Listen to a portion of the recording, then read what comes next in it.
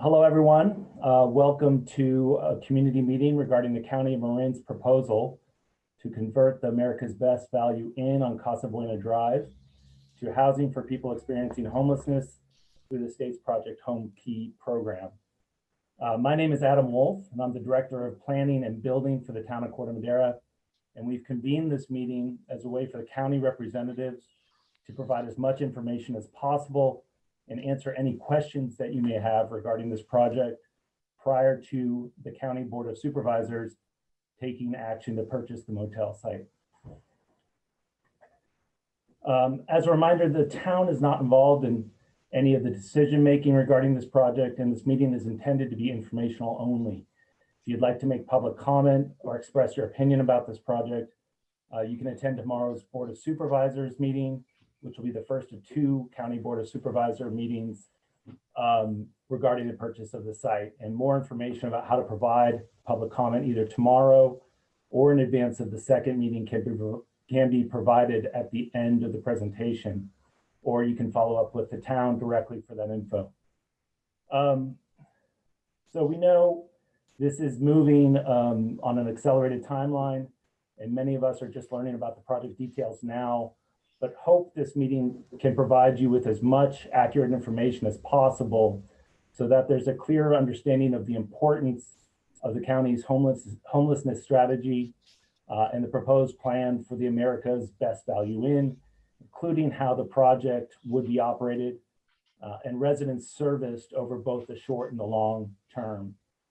In that regard, I want to thank Andrew Henning, Program Director for with Opening Doors Marin, Lily Thomas, Planning Manager with the County of Marin, Ashley Hart McIntyre, Homeless Policy Analyst with the County of Marin, and representatives of Homeward Bound Marin and, Catholic Charities for being here tonight to provide a presentation and answer any questions that you may have. So with that, I believe the county has about a 25-minute presentation, and then it will be opened up for questions. And I'll hand it over now to, I believe, Andrew Henning. Great, thank you, Adam, so much. Hi, everyone, my name is Andrew Henning. I'm here tonight on behalf of Opening Doors Marin, which is our public-private partnership to end chronic and veteran homelessness. Lily and I did a presentation for the town council, I guess it was a week or two ago, and I did a longer presentation about the background of our strategy and sort of our overall efforts to address homelessness the past few years. I believe that's been recorded and the slides have a lot more background information, and I know people here tonight are really interested in talking about this specific project. So I'll give you a quick 30,000 foot view of our strategy and then turn it over to my colleagues who are going to talk more about the actual project itself. But there are basically three messages I'd like to convey tonight. Number one is that we actually have a very effective strategy for addressing homelessness in Marin, and we've been getting some pretty impressive results using that strategy. That strategy is predicated on treating housing as healthcare. And like medicine, we've been finding that when we get people back inside, they actually do extremely well. And lastly, our efforts around housing folks has really been about building countywide partnerships. And so those are kind of the three high-level takeaways. Going into a slightly bit more detail, I'd say 2016, 2015, we really began to examine the strategy that we were using to address homelessness in Marin. One of the key insights that we were finding was that there were a lot of people who were in the homeless community. They'd been homeless in Marin for, in some cases, 20, 30, even 40 years. And these people had been through all of our programs and all of our providers, and yet they still remained on the street. And something was really fundamentally broken about this. And so this problem statement of really trying to address the most vulnerable members of the homeless community became our front and center focus. And we went on a series of field trips around the region. We ended up learning about a national movement called Built for Zero, which is a strategy that is being employed by over 80 communities across the entire country. And that strategy is fundamentally to create a by name list of the most vulnerable people in our community. And then starting at the very top with the most vulnerable person, connect that individual or that family with housing and services. And so if you were to think of an emergency room by way of an analogy, if I were to go into an emergency room having a heart attack, and let's say Lily was there with a broken arm, it doesn't matter that she's there first. It doesn't matter if it's my second heart attack. Doesn't matter if I'm, whatever, rude, whatever it might be, I'm having a medical emergency, so I'm going to get treated first. And so that's kind of the core insight of our new approach. And in 2017, on October 1st of 2017, this by name list strategy became our county-wide strategy. And since then, over the last 3 years, we've now housed almost 300 of the most vulnerable people in our community that have been experiencing homelessness. And it's worth noting that from 2017 to 2019, we saw a 7% overall decrease in homelessness in Marin and a 28% reduction in chronic homelessness, which has been our focus. And over that same time period, about 80% of counties across California saw increases in homelessness. So this strategy really has been working for us. To build on this kind of emergency room analogy, as I said earlier, we really think that housing is like healthcare. And so you can imagine, again, using this heart attack analogy, if I went into an emergency room having a heart attack and a doctor saw me and said, well, I told you to exercise better. I told you to eat better. This is your second heart attack. Why don't you go home, do all those things, and then once you're better, then come back and we'll treat your heart attack. That obviously would not work. And so what we've realized is that housing and the lack of housing is really the core critical challenge for people that are on the street. For probably the last 30 or 40 years of the kind of modern homelessness crisis, the status quo approach is to try to provide all those services first and then housing last. But what we've been doing and what the data has again and again proven works is to actually house people first and then provide those wraparound support services.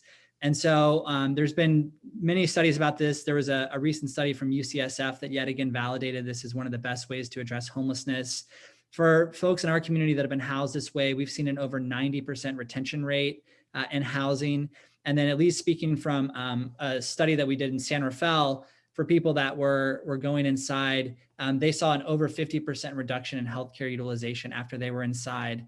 And if they had been at all involved with the criminal justice system, we saw an over 80% reduction, specifically for San Rafael police. So again, once people are inside, they really do extremely well. And that's been our case here locally, and it's the case regionally and nationally. So finally, the last thing I wanted to convey is that you're probably thinking, well, that's great, you've housed all those people, but how and where have you housed them? And the reality is that the vast majority of people that we've housed so far have been housed with just private landlords all across the county. We've housed people from Mill Valley to Novato, from Larkspur to Inverness. And so we've really relied on having a county-wide approach to making sure that we're not just sticking everyone that's in the homeless community once we house them into one particular area. We're really trying to make sure that there's geographic equity in terms of how we're approaching this. And beyond just the renter and the rental market engagement, we've been trying to also find ways to create more permanent housing that's countywide. And so in August, even though we were 3 years into this effort, we actually had our best month of housing placements to date because of a project called Victory Village in Fairfax, where we were able to house a number of our folks. In fact, that month we housed over 20 people who were part of our highly vulnerable group of people experiencing homelessness. And so right now, in addition to the recently opened Fairfax project, San Rafael has a project where Mill Street or Homeward Bound is rebuilding their Mill Street shelter. And then their efforts right now to create affordable slips in Sausalito, and there are other projects that Homeward Bound has been looking at potentially doing in Novato next to their existing their shelter site up there. So again, really overall, I just wanted to convey this strategy has really been working for us. Once people are inside, they do extremely well. And we've really been trying to approach this in a holistic countywide way. And so with that, I'm going to turn it over to my colleague, Lily Thomas with the county, and talk about how our response to COVID and Project Homekey in particular has helped to potentially add on to what's already working. So Lily, I'll turn it over to you. Thank you. Sorry, I'm trying to share my screen. Sorry, it's not working. Okay. I'm going to try this one more time and then I'll just go without it.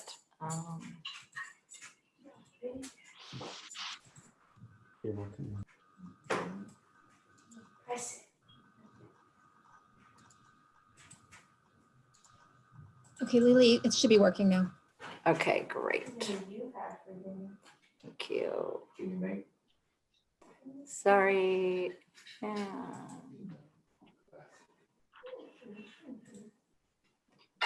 Is that okay? So some of you who may have been on the meeting that Andrew mentioned earlier at the City Council a couple weeks ago, some of it may be repetitive, but I think it's good for us to get all kind of some shared information before we go to your questions. I'm Lily Thomas. I work for the Marin County Community Development Agency, and normally I do housing policy work with our Board of Supervisors and do some collaboration with cities and towns around housing policy.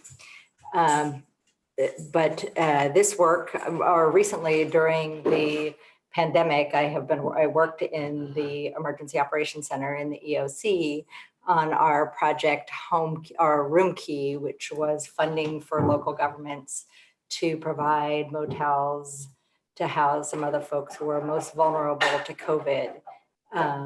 I worked doing that for several months. And so I'm familiar with kind of how this has worked, although it's not the typical work that I usually do. And then as I stepped away from doing that work, this funding opportunity came available through the state called Homekey, which is really building on making that effort to house some of the folks who are most vulnerable, permanent housing, to protect all of us in this public health crisis. And I think that one of the lenses that I'm seeing this work through is really Andrew and Ashley. You'll hear from them that they both do this work typically in their regular jobs, and that they have spent a lot of time and are really experts on this. But I have seen this really through a public health crisis lens. Like, we are in the midst of a pandemic and we are in a crisis.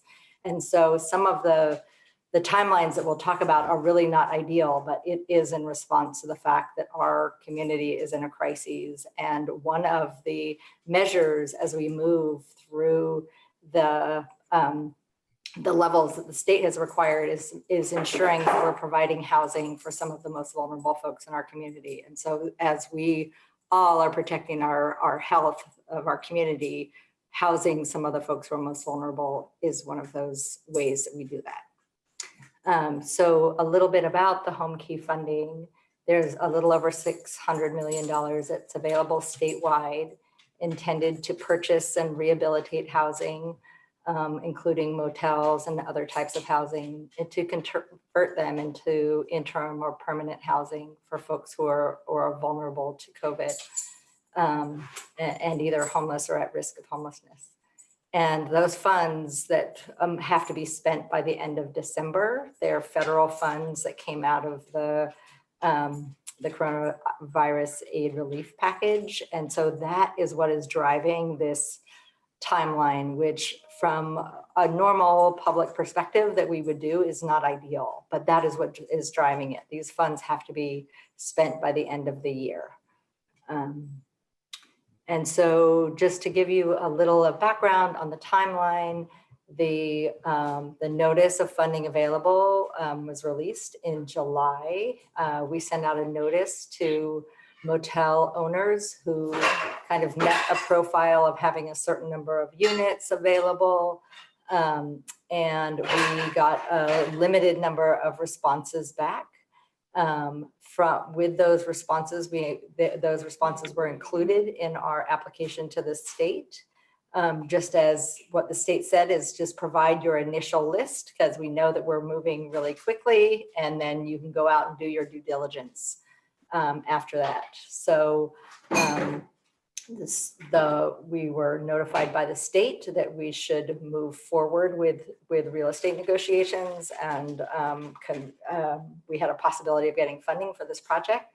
So the board gave us direction in mid-September to start negotiating with the property owner. And that was a real estate transaction. And so it wasn't done through a regular public process. And that's why many of you are not hearing about this until now. And I'm not a real estate expert, but that's the typical process, is the county will enter into a real estate negotiations with them, and it's not public, just like it isn't in a private process either. So the county is in ongoing negotiations. We're still conducting our due diligence. We're working with the state on meeting funding requirements, and there has not been a final decision made to date. The board is hearing two public hearings, or holding two public hearings. One is tomorrow.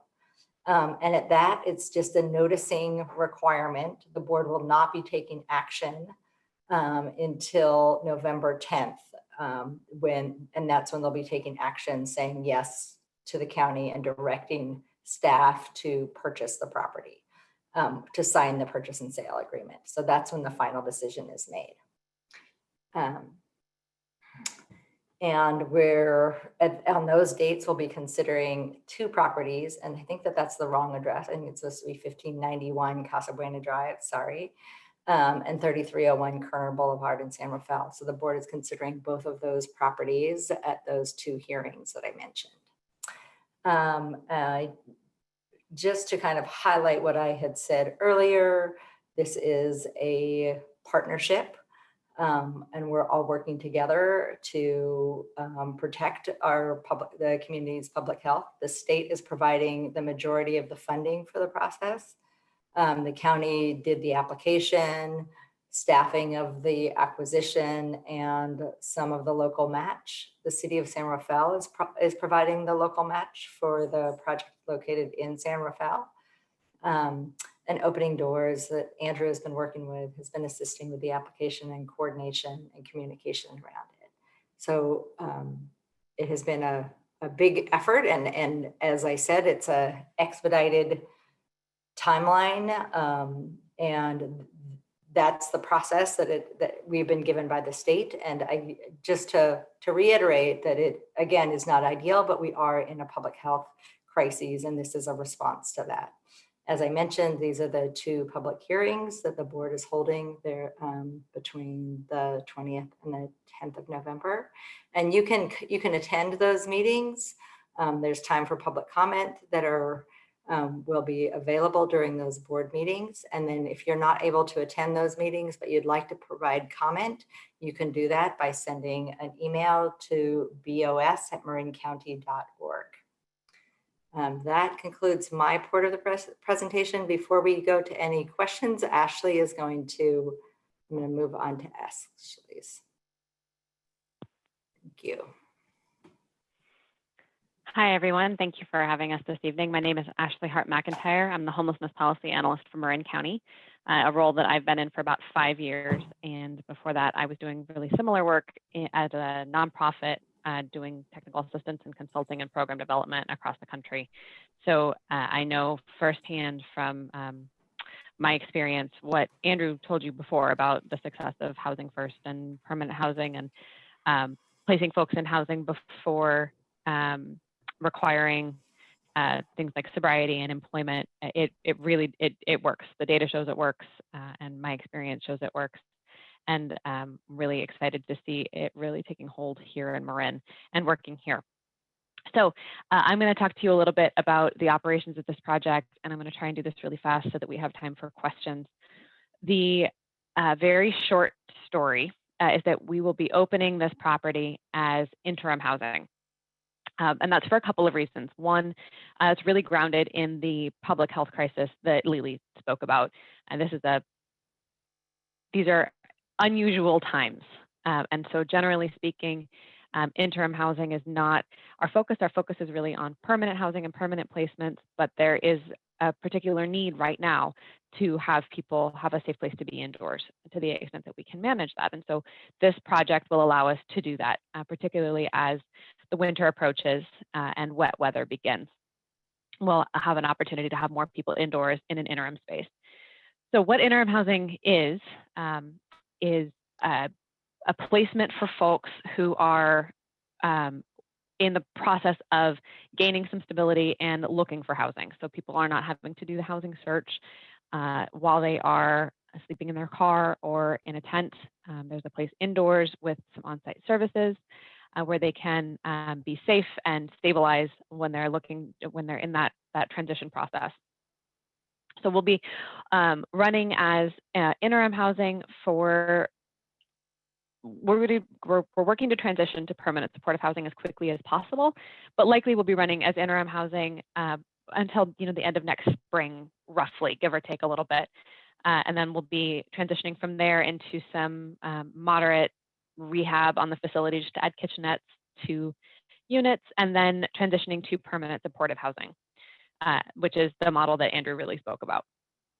I want to assure anybody who might be concerned about this, that about either of these models, that any housing project we put together is accompanied by services.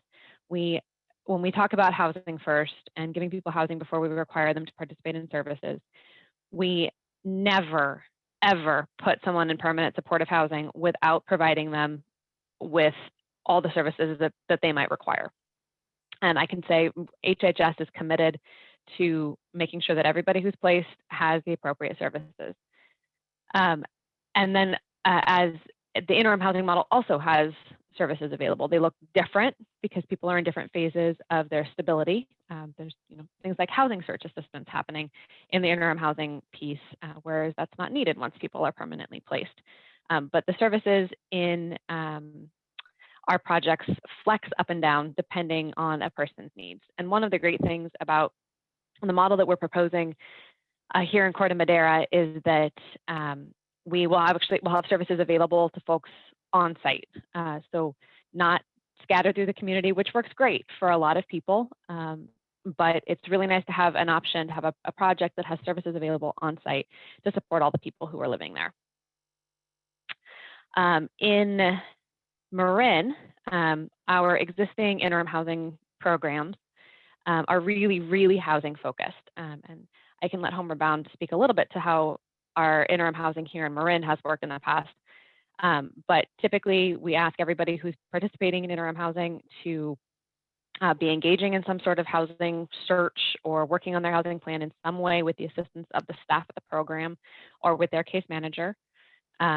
And it's typically not night-to-night stays in our interim housing programs. What we usually do for the vast majority of folks is you receive a referral and then you have a bed in the interim housing program until as long as you are working on your housing plan. So it's not, they don't operate in the way that you might have seen in the movies, in New York City with lines of people around the block waiting for a shelter bed for that night. That's not how we do things here in Marin. We have much smaller projects, much more targeted and much more stable populations. And the stable population is particularly important during the time of COVID. We don't want to have a lot of people shifting night to night in an interim housing project. So from there, we've got both Catholic Charities and Homeward Bound on the line with us tonight. So I want to underscore what Lily said about the timeline. Nothing about this is ideal, and some of these details are still being worked out. But we are in discussions with both Catholic Charities and Homeward Bound about operating the different phases of this project. Catholic Charities is the proposed interim housing operator, and Homeward Bound is the proposed permanent supportive housing operator. So they're here to tell you a little bit about what they do and how they do it. Both agencies have long histories of success running programs in these models, and they know what they're doing. So we can either have you guys give a quick overview of what you do, and then why don't we do that? Let's do a quick overview in just a couple of minutes for interim housing from Catholic Charities and Homeward Bound on the permanent supportive housing side. And then we'll go to questions. And just so you folks know, if you're not familiar with these two agencies, Homeward Bound is a longtime Marin agency. They're local, they're based in Novato, and they've done projects all across Marin. Catholic Charities is a newish partner in Marin, though they have tons of experience in other parts of the Bay Area. But they have jumped right on board feet first into our Project Room Key operations and have been running 2 of our Project Room Key motels. So they know our system and they know what they're doing even here in Marin. So I'll turn that over to Ellen Hammerly. Thank you. I'm Dr. Hammerly, Vice President of Client Services at Catholic Charities. As hopefully many of you know, we've been in Marin since 1853. Long time. We have many services in Marin, San Francisco, and San Mateo counties, providing interim, short-term, long-term, transitional, permanent supportive housing, shelter-based housing throughout all the counties. So we have a lot of experience. So just to allay any anxiety or fears, we're very equipped to support an interim program in Marin. And as Ashley stated, we have been working with the SIP hotels, the shelter-in-place hotels in San Francisco and in Marin during the COVID-19 time period to support homeless families and adults in coming off the streets and sheltering in place and stabilizing. And you know, you keep hearing that housing is healthcare, but it really is. It's amazing how it stabilizes individuals and families and provides support so that they can rise up out of the homelessness and the trauma that they've experienced. So our model is a housing first model. We provide support to those in need and care for them to move through into permanent supportive housing. And I think the model that we're looking at here is one of interim housing support to stabilize. We provide not only extensive experience, but services on site so that there's residential assistance, there's case management support, there's linkage to other resources and services throughout Marin County. And then Homeward Bound is going to come in behind us and provide permanent supportive housing, is my understanding, which is really wonderful because then the clients will be housed and they can find employment, they can find other resources that will help support them throughout their lives. One thing that I have found over the years, I've been doing this for about over 20, I think Mary Kay eclipses me, but a long time. And it's amazing if you give someone a room or a house, how well they can do. And these clients are really lovely. They're really good people, and they've had hard times, especially during COVID. And I think it's incumbent upon us morally to support them. And that's what we try to do. I think there was a question about security issues. We generally don't have security issues. We're available to support any community concerns if there is an issue. And generally, there just hasn't been.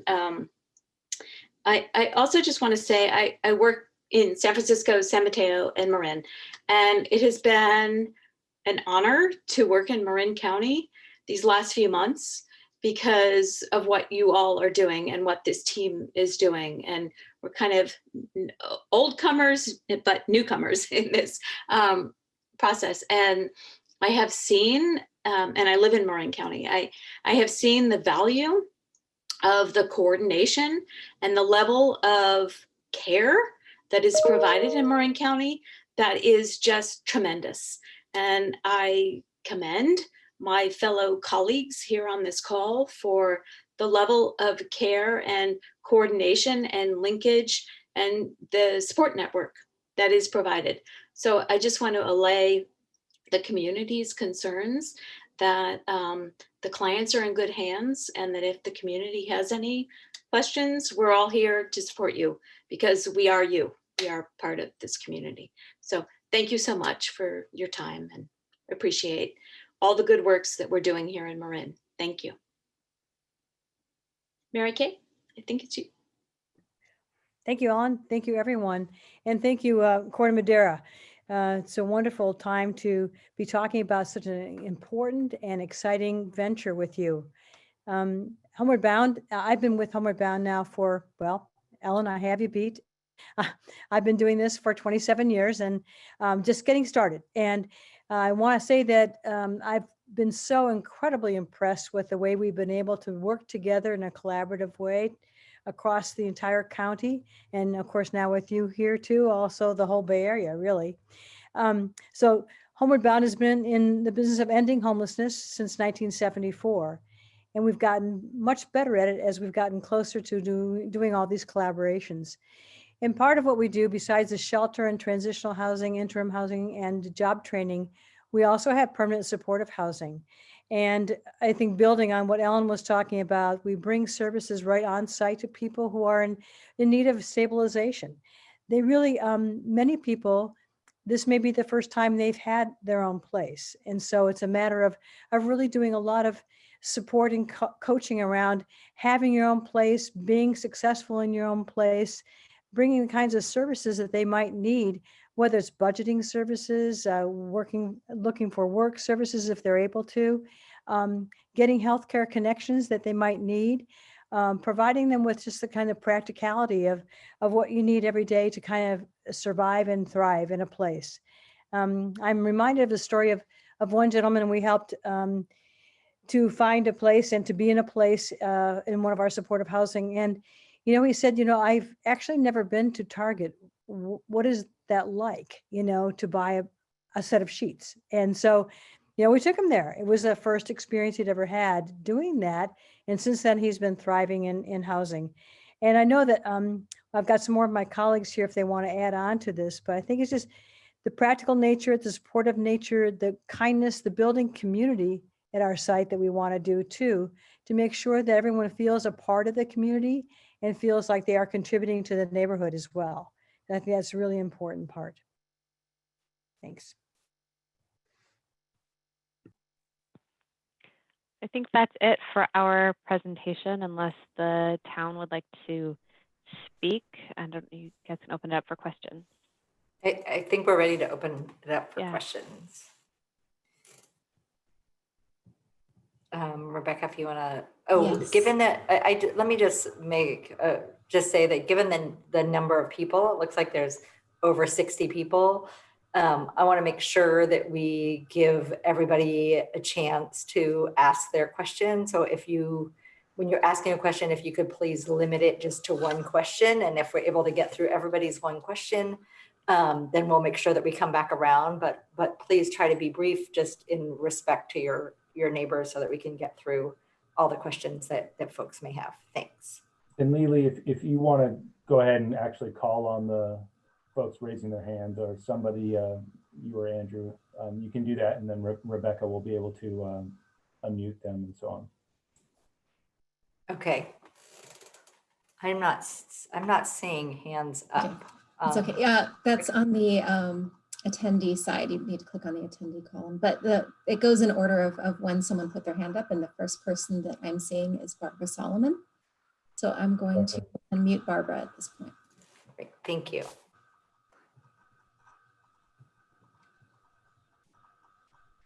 Barbara? Go ahead, Barbara.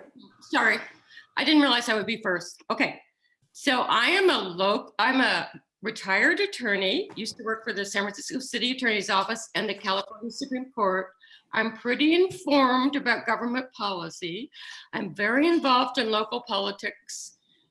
I'm a little surprised by how last minute and quickly this is all happening, and it concerns me. And I just want to say, I'm not necessarily opposed to the project myself. I'm a liberal. I realize the homeless need housing and all that. But how did you come to choose Corte Madera as opposed to Novato or Mill Valley or Sausalito? Is it just the fact that these hotels wanted to dump their properties? And do the local citizens get any say in this whatsoever? You are going to have huge pushback from our community. You might think Corte Madera is an easy community to let this happen. It's not going to be easy. I mean, I'd be a lot easier than the rest of my friends and neighbors. Thank you, Barbara. I'm going to try to answer your question, and I do want to make sure that everybody else we have time to answer other questions. So yes, this has happened very quickly. This process around Homekey is happening throughout the state, and it's feeling rushed for people and for cities. And as I mentioned, the properties that were identified in our Homekey application were ones that we reached out to motel providers, and they responded, and we put those applications in. Also, I realize very much that this is not going to be an easy process. I have been doing affordable housing policy in this county for many years, and I have not seen an easy process happen ever. So yes, I'm aware that this is often a difficult process. It is usually a better process when we have more time and we can spend more time with you and with the community and talk to you and explain and really get you comfortable with what we're proposing and what the partners that we're working with are proposing. And unfortunately, we do not have that time right now. As I mentioned, the state has set really assertive timelines about when these funds have to be spent, and we are in a public health crisis, and we are having to react and move much quicker than we typically would. So, it's not ideal. So, can we go to the next comment, please, Rebecca? The next question will be Scott Garland. Hi, can you hear me? Yes. Good. First, I want to commend the folks on the call for the work that you're doing to address the homeless crisis in Marin. It's a major, major issue. So thank you. But I too have significant concerns about the process that's being pushed on us, quite frankly. I would assume that a key success factor for any homeless shelter is local community support. And getting the community to rally around that is actually better in the long term. And it's upsetting to me that it's being driven entirely because of a budgetary decision and not what's in the best interest of the community or even for the folks that are going to be in the homeless shelter. So, and it's also upsetting we could only ask one question because I actually had 6 of them, but given we can only ask one, I will do my best to pick the one that I think is most impactful. And it has to do with long-term funding. Where is the source? I realize that the state is providing short-term funding to purchase the unit itself, but is the County of Marin going to guarantee long-term funding to make sure that the facility is kept up to date, that it meets local guidelines, that the on-site support is there over the long term? Because this is something that I want to make sure we've thought through very, very carefully and consider long-term implications.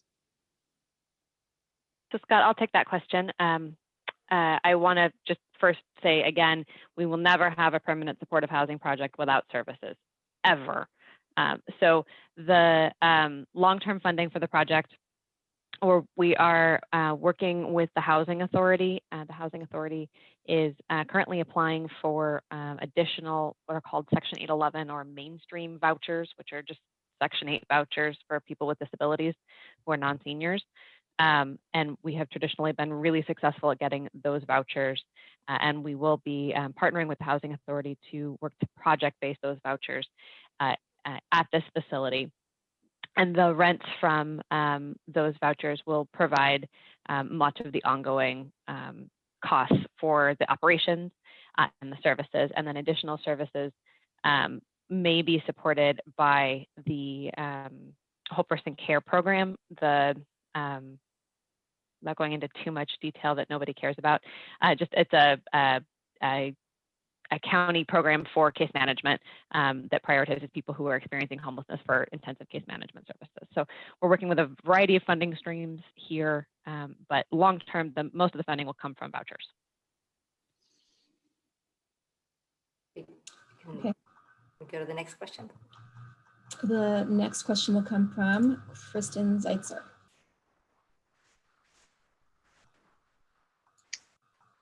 Hi there, this is Kristen Zeitzer, a resident. I will first just say that I'm very concerned that many of us raised very important questions at the town meeting and none of which were answered today, which is very concerning that you're not taking into effect what the residents on Casa Buena and in our Corte Madera neighborhood really care about.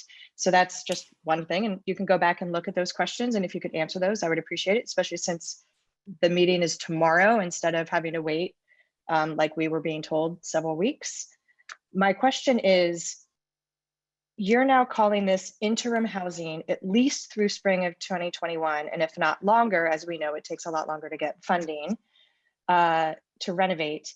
So until then, we don't know what this population is. You say that if they are actually getting full-time housing, then they won't have then they will have to be sober and they will have to have gone through rehabilitation if they need it and mental health checks. But in this case, because it's interim, can you explain to me what the percentage of this population is in active addiction?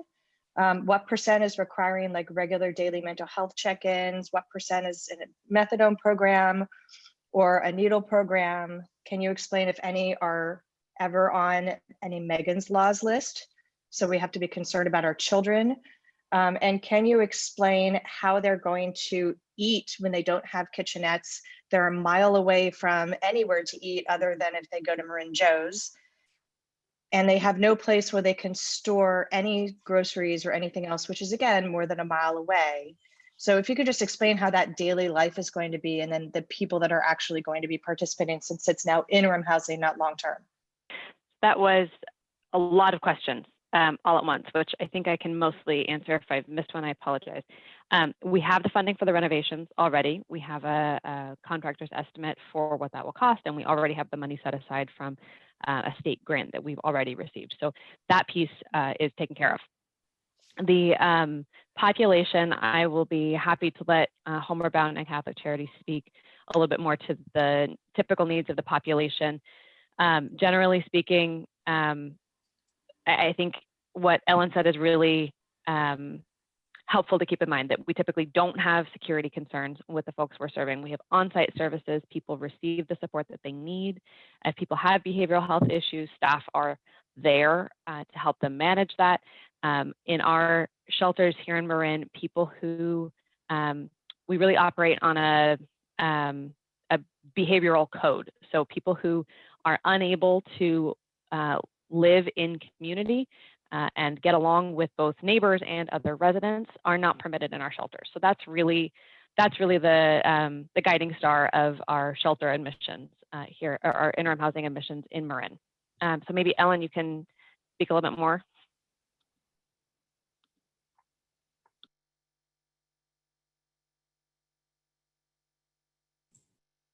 Can you hear me?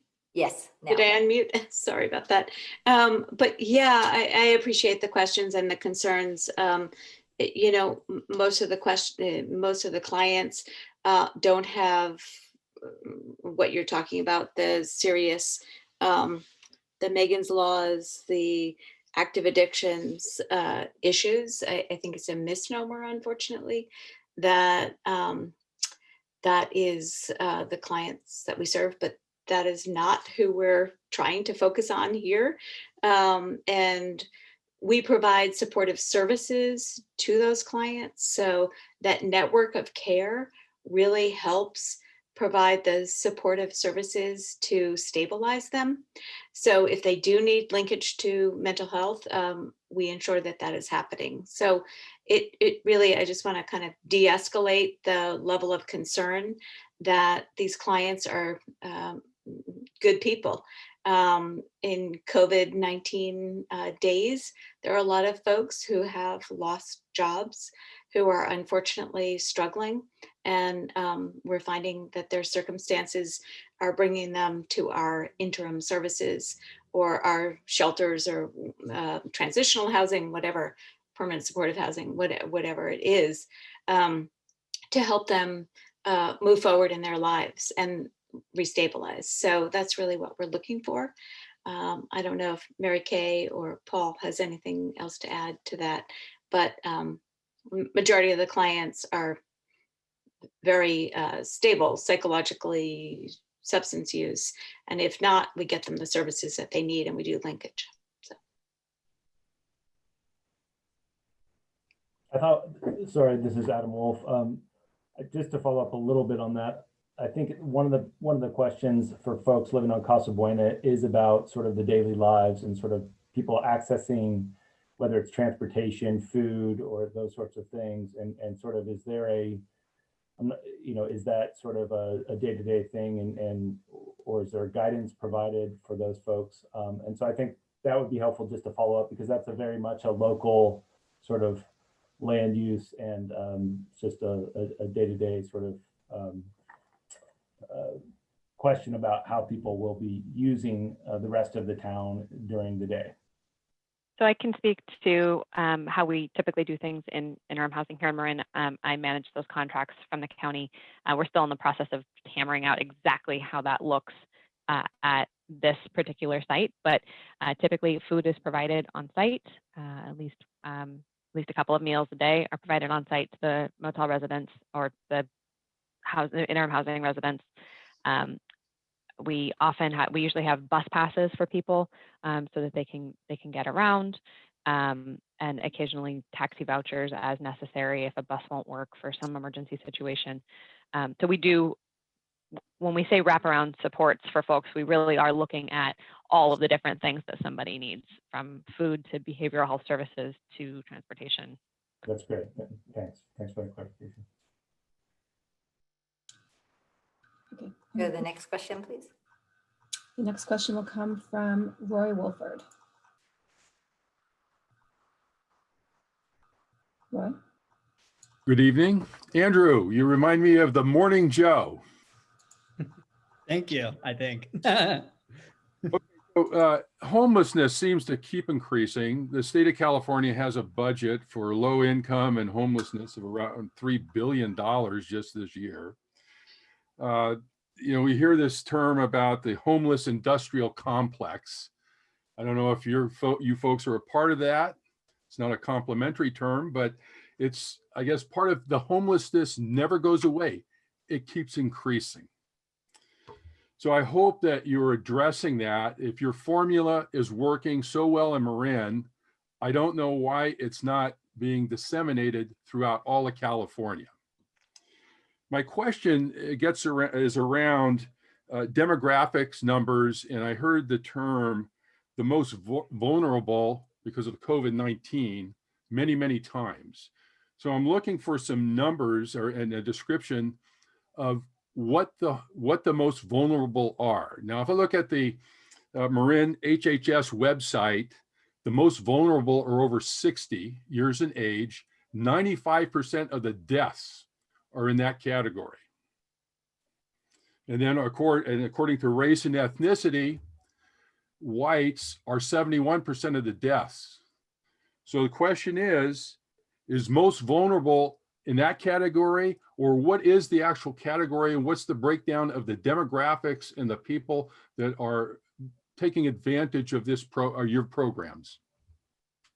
So a few things. Yes, I'm familiar with the term homeless industrial complex, and I assure you, are not part of that. We are working as fast as we can to put ourselves completely out of business. I would love to have to find a new line of work because there's no more homeless folks.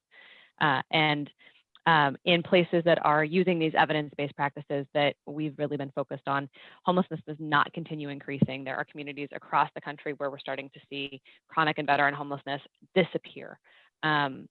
We can talk about the multitudinous causes of homelessness at a different time. We don't have that kind of time right now. But your question about the most vulnerable, we've been focused on the most vulnerable for a number of years. And so that term looks different depending on whether you're talking pre-COVID or right now.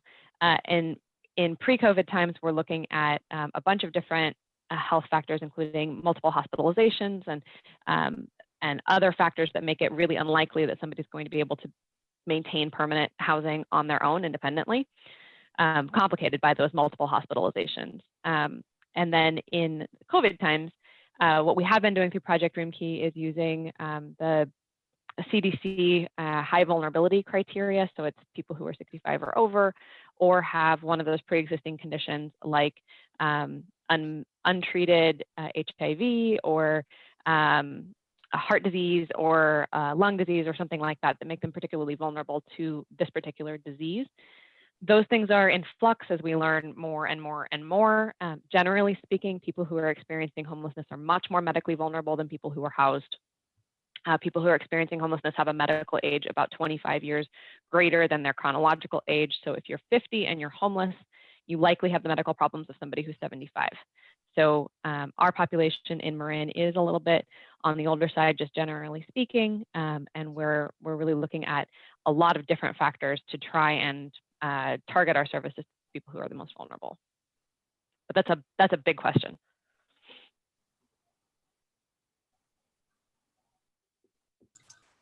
Okay, are we ready for the next question? Yes, please.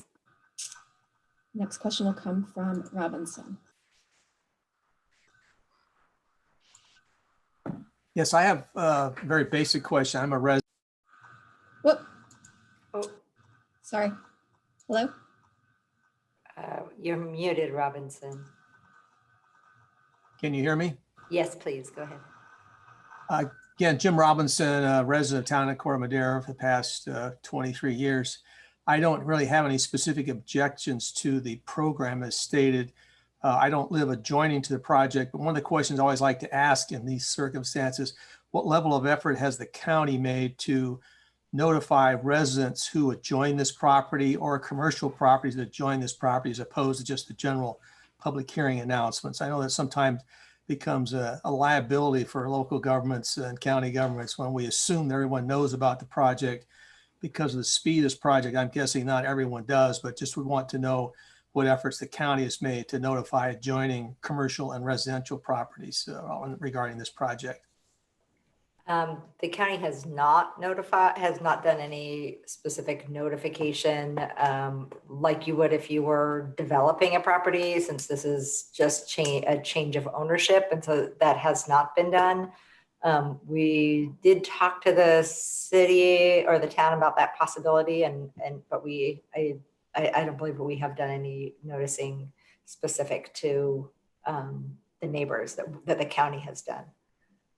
Adam, do you want to add something? Yeah, no, we did our email notifications to on Nextdoor and the various other media that we use, Facebook and the town email, newsflash and whatnot.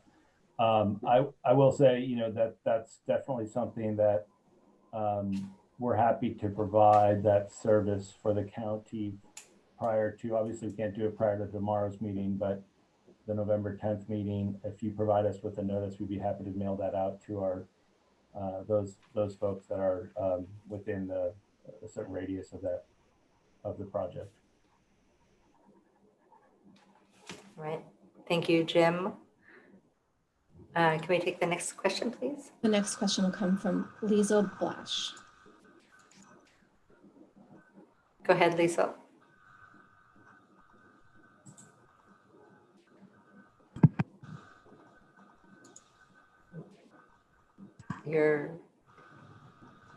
Hi, can you hear me? Yes. So I just wanted to comment, I don't actually live in Corte Madera, I live in Fairfax. We recently opened Victory Village, which is a low-income senior housing project with 11 spaces for formerly homeless individuals, some with mental health issues. I just wanted to note that since they started housing folks this August, there have been 4 service calls to the Fairfax PD, including an item retrieved lost by someone who was taken away in an ambulance, a hang-up call, an accidental 911, a bicycle theft from the property. I confirmed this with Fairfax PD, so we haven't seen a huge crime wave. And I have to say that it's only been a couple of months. I want people to keep in mind that many people who are housed and middle and upper middle class also have mental health and substance abuse issues, and they live all around you. And most of us seem to kind of cope with that. The question that I have is, and I also wanted to note that Safeway is actually about half a mile away according to Google Maps. The question that I have is, will this project help Corte Madera with its current or next RHNA cycle? Thank you. Adam, do you want to address that? Or do you want me to? Well, yeah, I mean, I think the question is more about, will it help us with our next RHNA cycle? Clearly, I don't know, to be honest. And this would be a question that I'd have to talk to Lily about, and the timing of actually the development of these to permanent housing, I suppose would be when you would actually sort of count these for RHNA purposes. But I'm not sure about that. I think it probably would come down to issuance of those building permits. So in that regard, I guess it would qualify for this RHNA cycle, which would sort of go beyond. We're already sort of meeting our RHNA requirements for the income level, so it would just go beyond what is already built for the, I guess, the income category, low income categories of RHNA. So That's the best answer I have at this point, but that really has to wait until the housing is created. I would just add that likely, given the timeline for the conversion to permanent supportive housing, that it likely would count towards your extremely low income RENA requirement. Can we go to the next question, please? The next question will come from Arlene.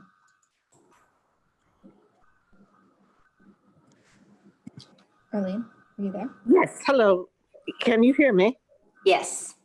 I've had a little experience with a low-income community at Hamilton.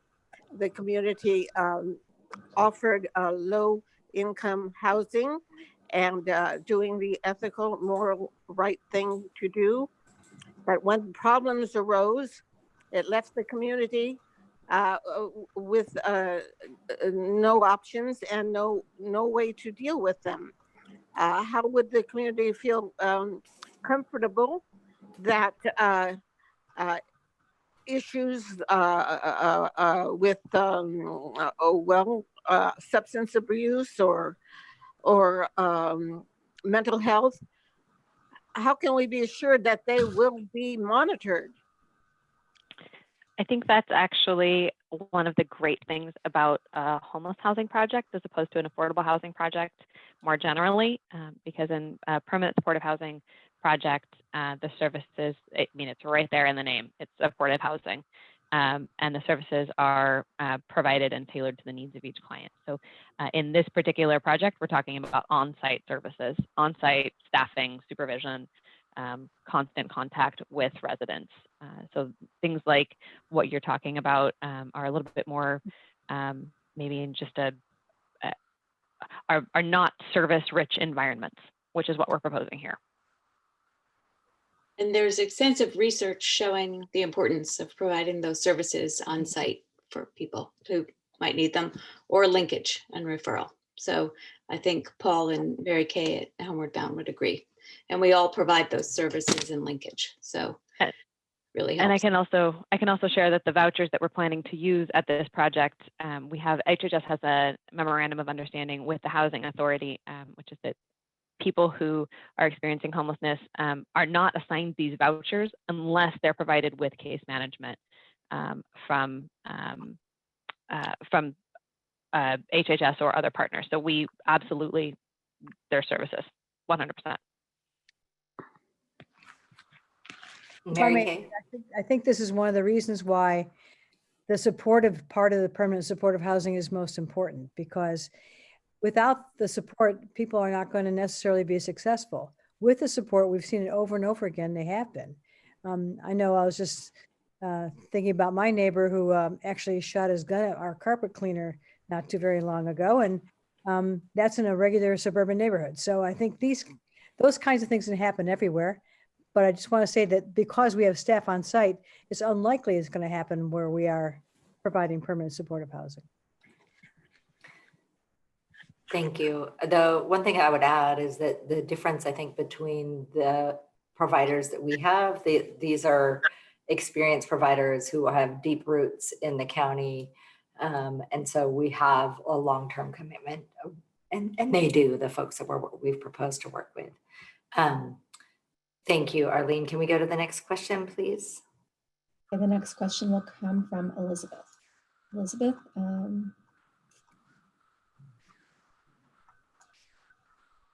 Hi there. Can you guys hear me? Yes. Hi, great. I think majority of the people who are listening in can all agree that we love what you're doing. The mission that you stand behind is meaningful to all of us. I am a homeowner and a resident on Meadow Suites, very close to the Casa Buena location. And I think, one of the things that has not been clear in this presentation is a firm demographic of who's going to be living there. It seems that there's somewhat of an idea, but it's not too firm. And that does not leave me as a resident to feel very confident. So, and the examples that you gave of other homeward bound managed facilities that are similar to the proposed Casa Buena location actually don't have the best crime reports in the 10th mile radius of those facilities. So I guess my question is, what is the contingency plan in the event that crime goes up in this area? Well, I saw some facial expressions from our homeward bound participants on this call about typical crime near their facilities. I wonder if you guys want to address that. Oh, Mary Kay, you're muted.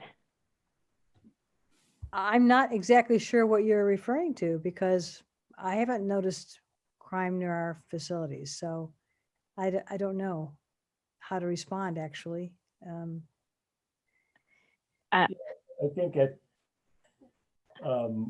just to repeat, I think that was stated at the October 6th presentation. I know Todd Cusimano, our town manager, mentioned that at least with the one project that's in Larkspur, the King Street property, obviously that was since 2018, that I think was when that was occupied, but there hasn't been any calls for service from the CMPA for that area, which was just a point of fact. But I think that was the response that was provided when that question came up at the last presentation. So I just offer it up here again for the caller. Paul, did you want to add something? No, I think Adam beat me to it. I was saying, we've had opened a successful project in Larkspur to provide housing for chronically homeless seniors who would be COVID vulnerable if they were still on the streets. And we haven't seen any calls, crime going up. I'm not sure what the comment refers to. I'm just saying that I would say a lot of the folks we are proposing to provide shelter or housing to are those folks who are COVID vulnerable, who normally have a lot of compromised health issues. And what we're trying to do is to get them inside. They're not committing a lot of crime. They're very vulnerable, usually often frail, elderly folks who have extremely limited income, physical disabilities, and often aged beyond their years because of having time on the streets. And often the difference between the people we serve there and people in our own families is exactly that. They don't have families around who would sweep them up. So they end up in our homeless programs. So that's what we're seeing. We don't see crime rates increase when we build permanent supportive housing. That's not been our experience. And Thank you.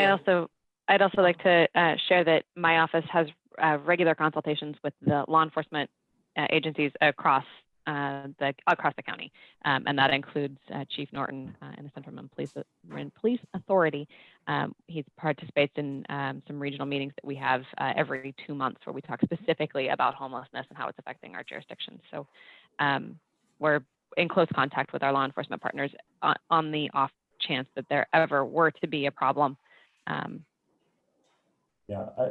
Just further on the King Street property, I did reach out to the planning and building director in Larkspur to just ask him about any noticeable quality of life impacts or issues that have arisen near that property in King Street. And he said there hasn't been any issues there. In fact, the homes nearby are high-end homes and have been I think on the market recently. One was over $2 million home value there. So in any case, that was just to relay what conversation I had with the Larkspur staff over there. Thanks, everyone. Oh, Mary Kay, did you want to add something before we go into the next question? You don't mind, I could just add something about Larkspur in particular, that whole community has really embraced that project, and they've really reached out to the seniors there and made them feel really at home. It's been a wonderful experience. Thank you. Thanks, everyone. Can we have the next question, please? Okay, the next question will come from Kate. Hi, how's it Kate? This is actually Dan, Kate's husband. So we're sharing the Zoom. Sorry, guys. Well, so as somebody that's a self-identified liberal and a huge fan of progressive causes and really somebody that supports integration into society, one of my major concerns is that there are larger social issues at hand right now.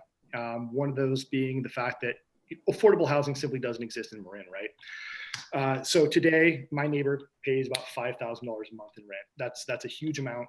it's almost an impossible amount for somebody who's coming out of a shelter to achieve. So what my question is what are the specific steps that you think that you want to take that is going to take somebody who is, maybe down on their luck, having some issues that might need to be addressed, to where they get that job, they start working 40 hours a week, and then they start to realize that no matter what they do, no matter how hard they try, they're just not going to be able to make the minimum standard for somebody to live in Corte Madera, which is a town of 9,000 some odd people. We simply don't have the tax base of San Francisco. We don't have the Fortune 12 companies paying hundreds of millions of dollars in taxes. We have 9,000 some odd people paying property taxes. And one of the things that I think is crushing as an individual is to be put up against a situation that they simply cannot be successful in. So my question is what are you doing to reintegrate them? One of the things that you mentioned earlier is that, people that are in the housing, in the process of finding permanent housing would be giving preference. If I'm somebody who is a thinking individual and I'm coming up against the question of, am I going to find permanent housing in Corte Madera, or am I going to stay here for free? What is that motivation? And I really hope that at some point we would be able to find a way to find a long-lasting, sustainable situation. But I think, unfortunately, you're taking our most vulnerable people and setting them up to fail, and that's frankly inhumane. And furthermore, I think that the complete lack of clarity and the way that you've sprung this on us is a lot like the Republican Party's jamming ACB up our butts. I think there's a complete lack of transparency. I'm sorry. So on the topic of setting folks up for failure, I'll address that.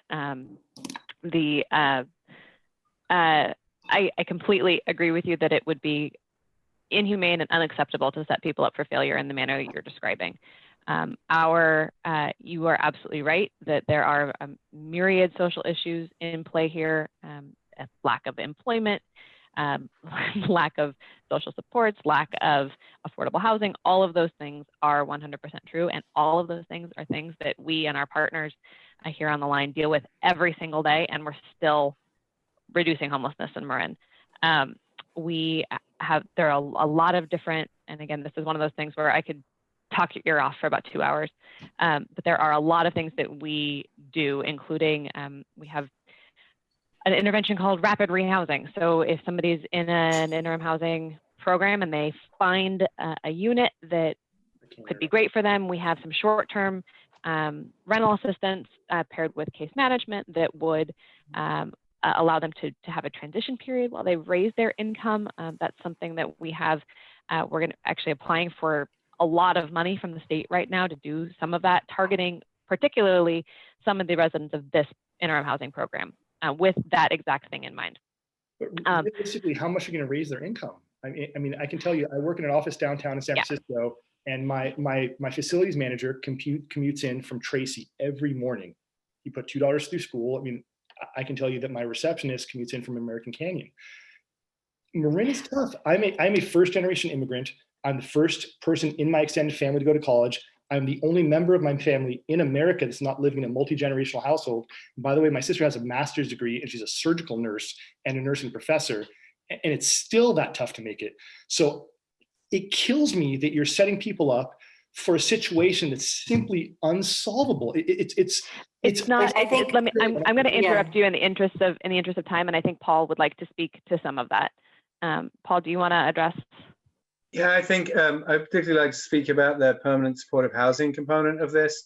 So when this converts to permanent supportive housing, there'll be vouchers to help cover the rents of the rooms, and so they're not $5,000 a month. They're a small, tiny room, and after somebody's lived there for a year, they can then move that voucher to somewhere of their choice. They can move with the voucher, and but even then, there's certain payment standards. They can't rent a $5,000 place with that voucher. HUD won't pay that. It's so they can move on with the voucher to something that's affordable at a level set by HUD.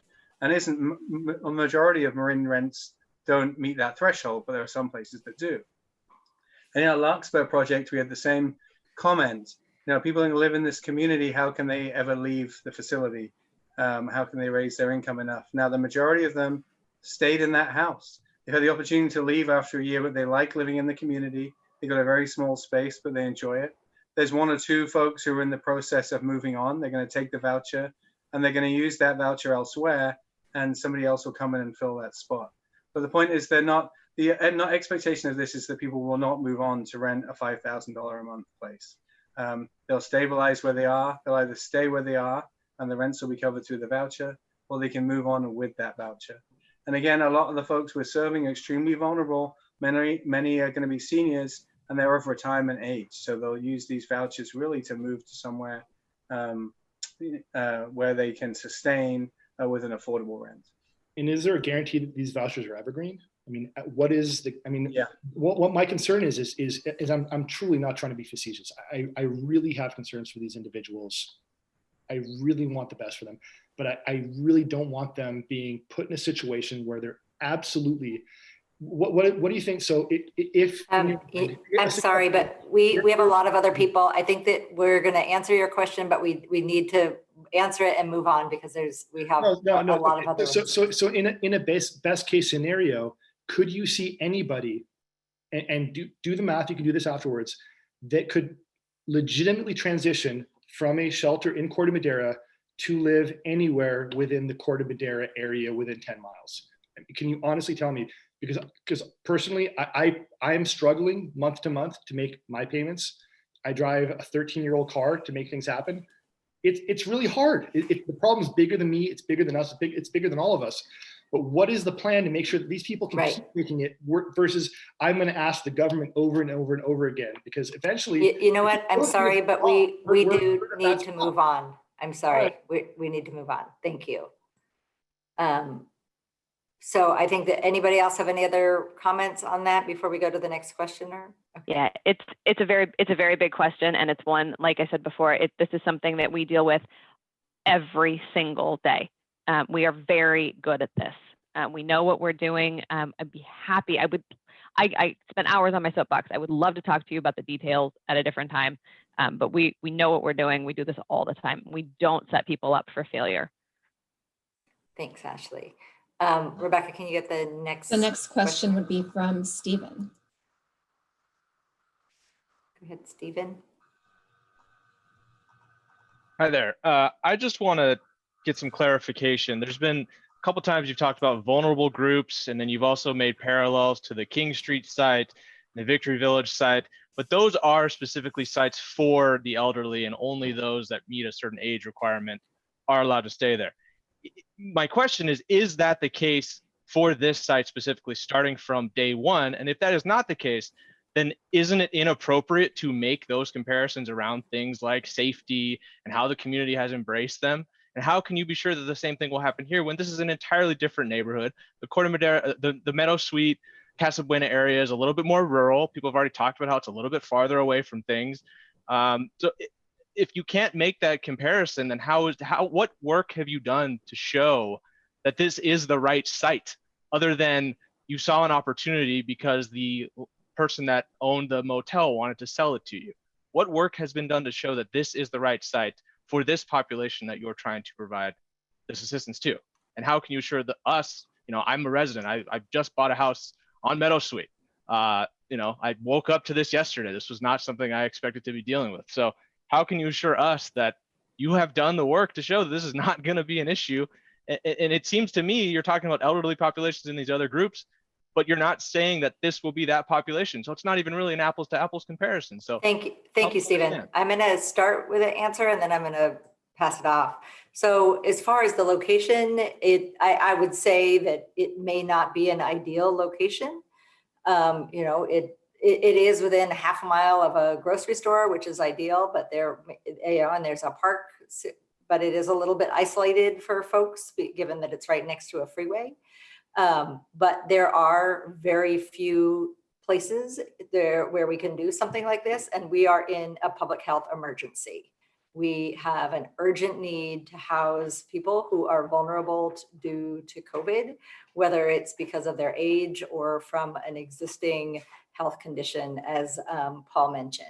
So That is the reason that it's expedited. It's the reason that we are moving quickly on this. And I do believe that this site has plenty of benefits for it. And I think that the reason that we're providing the comparisons is that Larkspur is very much like Corte Madera. Like those are similar communities, they're neighboring communities, they share a police department. And so that is the most similar project. It's a small project similar to what's being proposed here. But they are different populations. Those are why they're being compared. Some of the population would be different and some wouldn't. And I'm gonna let Ashley answer more of that side of it. Thank you. Yes, this would not be a project limited to people who are seniors, though I will reiterate what I said before, which is that folks who are chronically homeless they become seniors much before their driver's license says that they are seniors. They have medical problems and cognitive issues much earlier in life than people who have spent their whole lives indoors. And I would also add to that the way that we assign permanent supportive housing in Marin is done through a program called coordinated entry, which is an evidence-based practice that I won't go into the details of, but we have a protocol to measure vulnerability and to assign those vouchers. I think Andrew actually talked about that at the beginning with the emergency room example. In Marin and in response to COVID, in Marin as in many other communities, we have adjusted the protocol that we use to measure vulnerability and to assign permanent supportive housing placements to reflect COVID vulnerabilities. So folks who would receive housing through coordinated entry and at this site would be a more medically fragile population than just your random person off the street. And maybe just to briefly add to that, because I think it's come up a few times, I think what is going to be a challenge is I think it's sounding like people are wanting to hear it's going to be X type of people. And I think what we've observed over time and the way we've designed our programs is that vulnerability can manifest itself in different ways. It could be a severe, health, physical issue for some people. For others, it might be a traumatic brain injury that they had when they were younger, and it's just something that's lingered, they've dealt with their whole life. But the commonality across all of them is that supportive housing with the high intensity services that we've been describing, it actually works for all those different subpopulations. And so I think in terms of the actual outcome of what the lived experience would be by having that kind of intensive support, regardless of how that vulnerability is manifesting itself, those people are going to be supported in a way where they're going to be set up for success, not failure in this housing. Thanks. Let's go on to the next question because we have 9 people with their hands raised. The next question is from Barbara, who commented earlier. So Barbara, I'm going to skip you at this point because the county did say that they would come back for a second or another round of questions after everyone had a chance to ask at least one question. Thank you. you. The question will be from Charles. Go ahead, Charles. This is Charles Lee, councilman in Corte Madera. I want to thank you all for taking the time to talk to our residents and educate them about what you do and ways that you could integrate with the community to start off. And I really applaud the transparency and helping everyone understand what this might mean. For me, I ran on a nonpartisan platform, as all councilmen do, and we're really technocrats about figuring out how to properly manage and run the town, right? So one of the things that you've really clarified, the population that is coming in, and we are in a kind of COVID emergency, is that they're medically they have dangers, right? And so we provide ambulance services here through our JPA.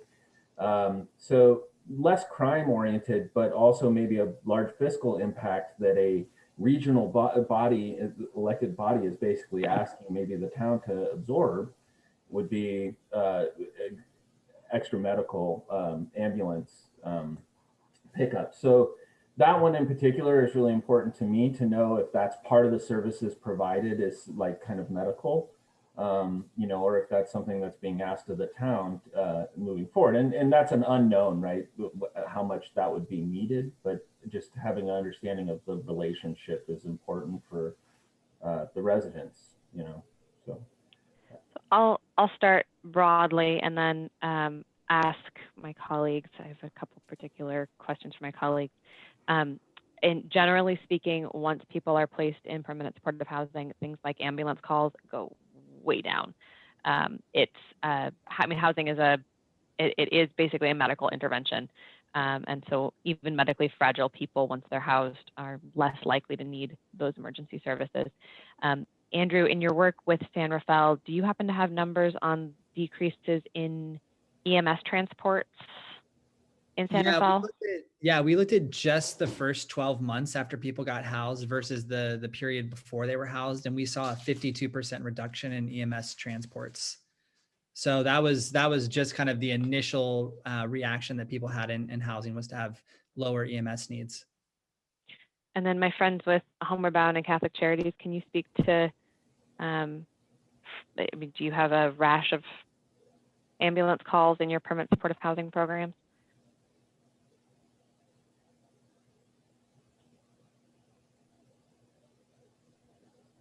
I was just going to, go ahead, Paul. So I was just going to say that we have, sorry, we're talking over each other. Lasanda, go ahead and answer, sorry.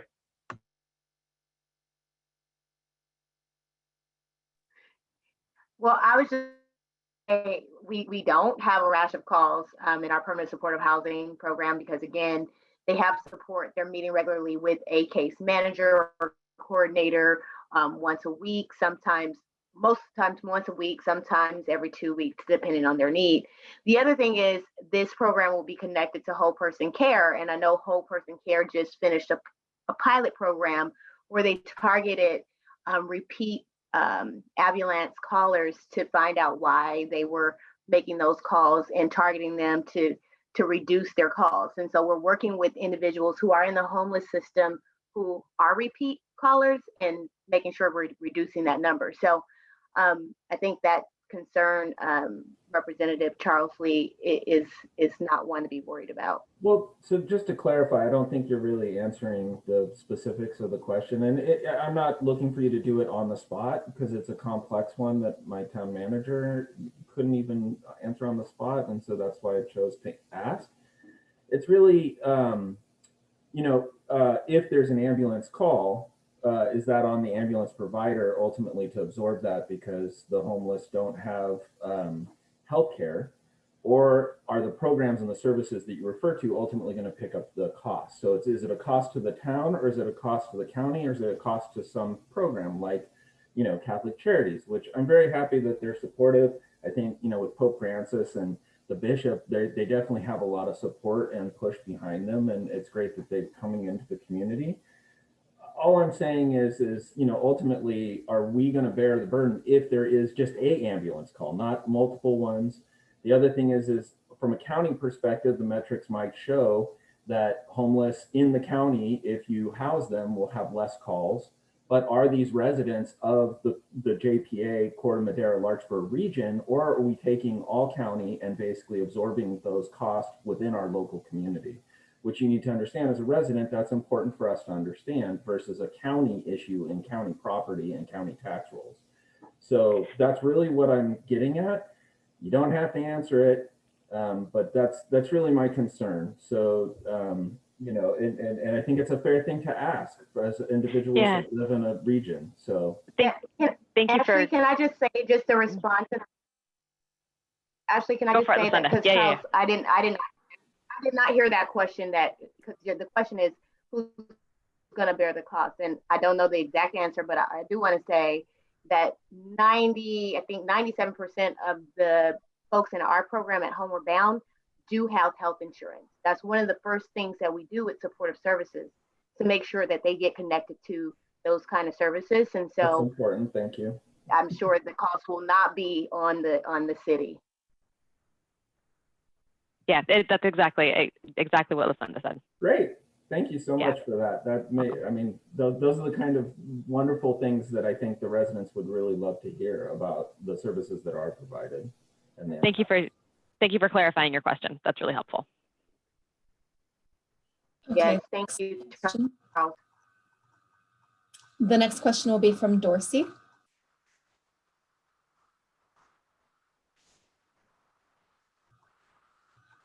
Well, that's great. I didn't think I'd have an opportunity. I tell you, this is such a dreadfully heavy subject for me. And I apologize because I came into the program late. But how does a homeless person make application for a unit? Must it be through the various organizations whose representatives are on your panel this evening? And do you accept, say, a schizophrenic? How does that operate? Are you asking how folks experiencing homelessness would acquire a unit in this property specifically? Yes. Thank you. So they are, units are assigned through our coordinated entry program.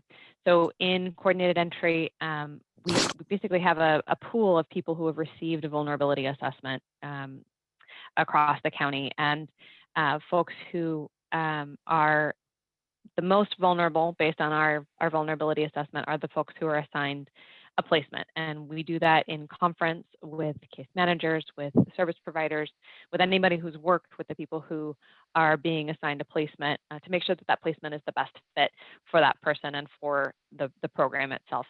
So we do house people who have a variety of behavioral health issues. As I have said before, usually our programs operate on a behavioral code. So if folks are able to live in community and do so safely, then they're welcome in our programs. If they're not, then we have to think about new solutions for people. We provide wraparound services, connections to behavioral health. County Behavioral Health is an active participant in all of our collaborations. So folks who have severe mental health issues and are working with one of our programs have the benefit of close collaboration with both service providers and mental health providers. Okay, you say coordinated entry. Okay, so let's say I know somebody who desperately needs a place to be. To whom does she apply? That's a great question, and I love that you're thinking about that. I can share some information, perhaps with the town, if you guys want to share some information at the end of our program, or I can connect with you directly if you have specific questions. But we do have, for folks who are unsheltered, we do have outreach. We have an outreach coordinator whose information I can pass along if there's somebody who's unsheltered who is in need of an assessment. She can coordinate our outreach teams to go out and get an assessment done for folks.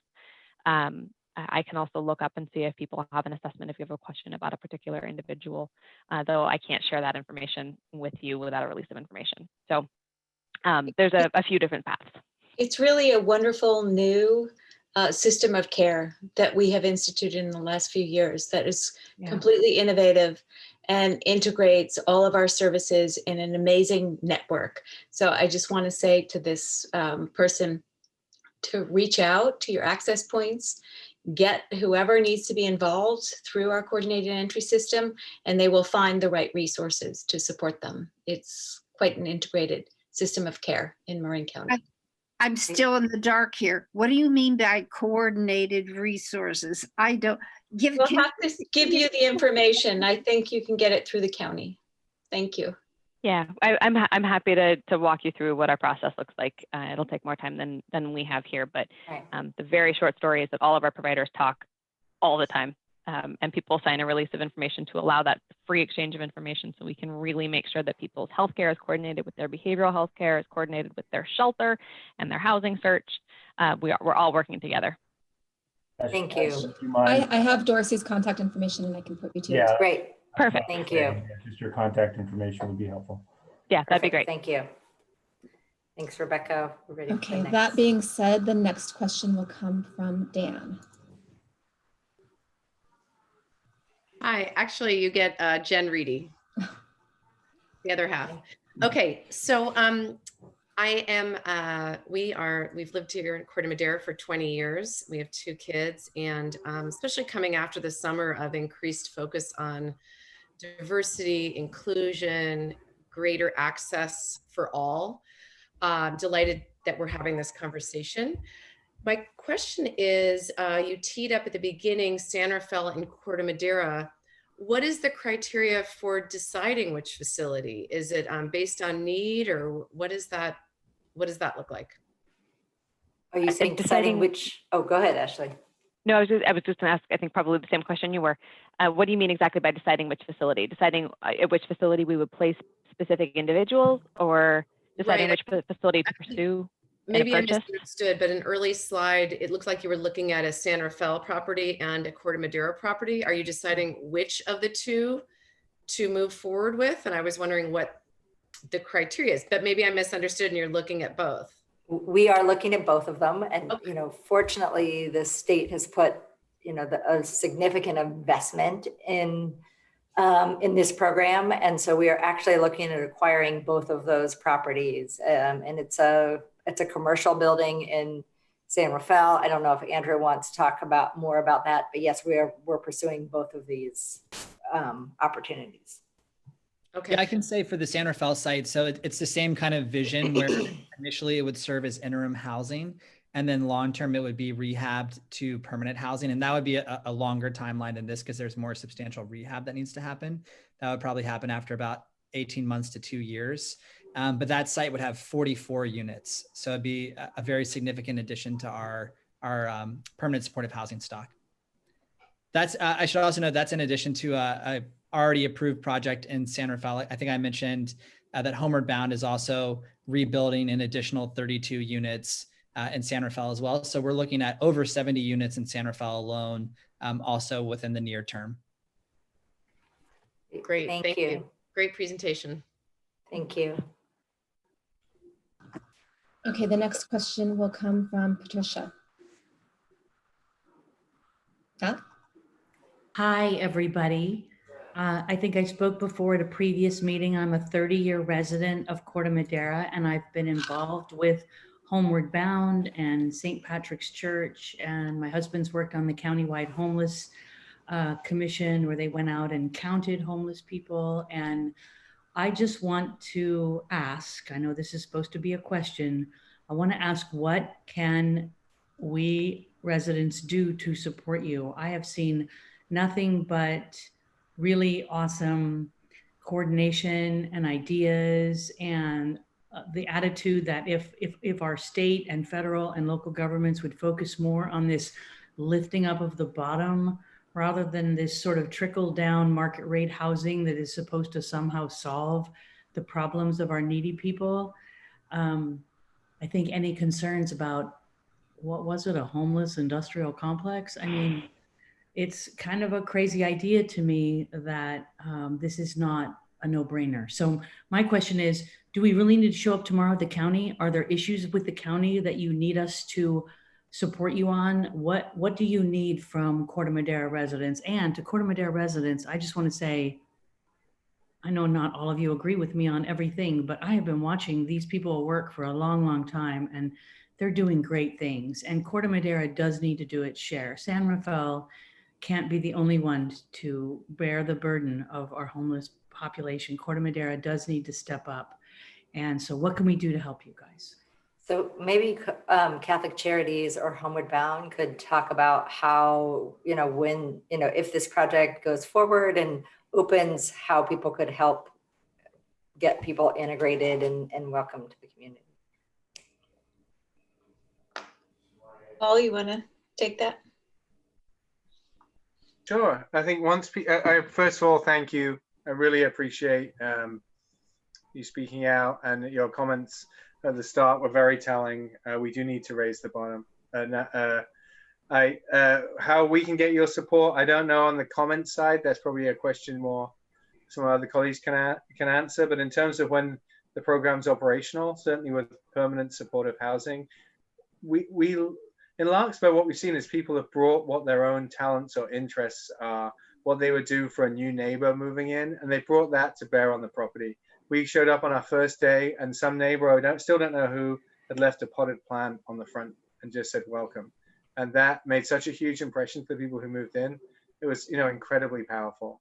There's a local congregation who has a sandwich day once a month, and they make sandwiches and they bring them to their community. There's somebody else who has a bike with a seat in the front, and they take residents sign up, and they take a resident for a bike ride around Larkspur to show them the community. And it's a way to build relationships, you know? So it's like, what do you want to do? Are you a bike riding person, or would you be an anonymous houseplant giver? But all those things make a huge difference. So any way you want to support the program, I think would be wonderful. We have volunteer activities.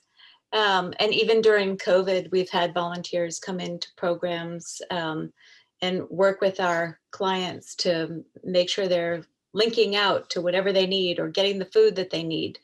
So it's amazing how neighbors support neighbors. And in all of our communities, that resiliency has been very powerful in building connections and trust.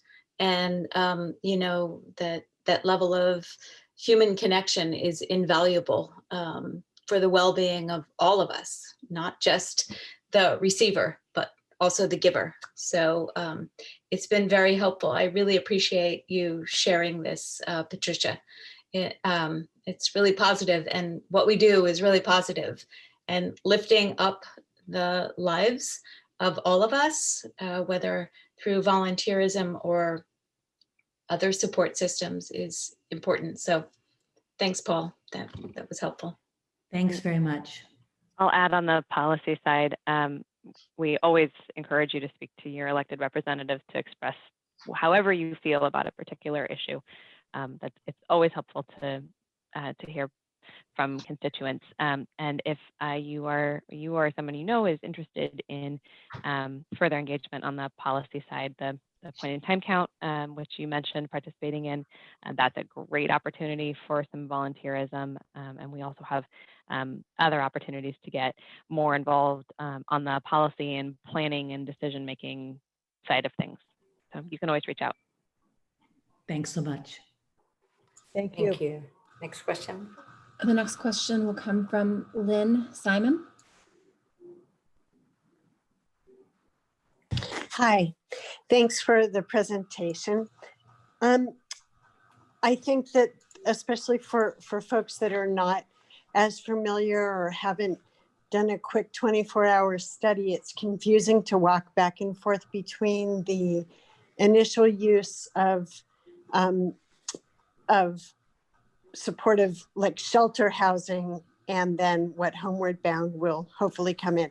So I have a big question for the initial period. First of all, and with the rushed timeline of making the acquisition, is Catholic Charities absolutely a committed partner at this time? And is the purchase contingent upon that partnership? That's the first question. And the second is, what can residents actually impact? Or is this just, and I don't feel that this is comparable to the King Street property at all.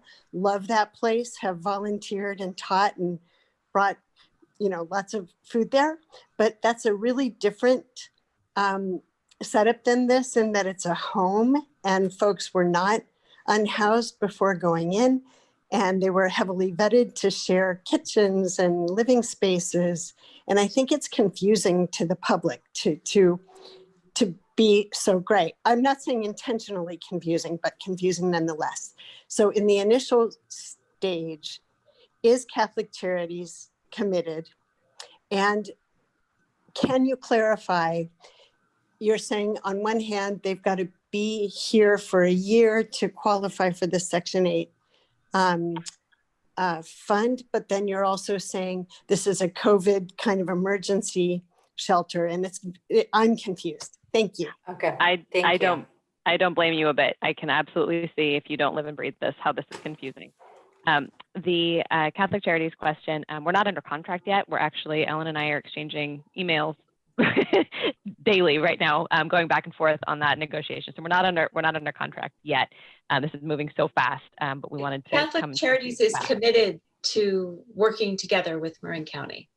Yes, because we are together ending homelessness, and that's our goal. And this is part of that process. So hopefully that answers that. Well, but the purchase isn't contingent on that at this point. The purchase would go through even prior to things being solidified. Is that what I'm hearing? Purchases with Marin County. So I would say that we will have a service we'll have a contract in place before anybody would live there. Yes, that will be before anybody moves in. There will be a service provider like Catholic Charities or Homeward Bound, one of these type of service providers before, but not necessarily before we close on the property because of that timeline. Gotcha, but it has to be occupied in 30 days. And then I just also wanted my neighbors to know that Eden Housing has a large facility. It's not like Corte Madera doesn't have any, low or at-risk home. So, which is great that we do. Yeah.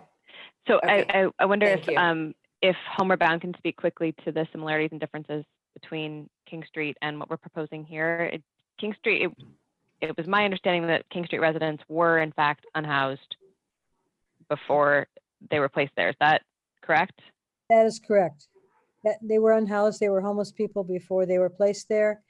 I think the differences are that King Street's a former convent and this is a former motel. And I think there will be more private space for the people at the Corte Madera property because there'll be like separate tiny units versus just rooms. So. Okay, thank you. Do we have any more questions?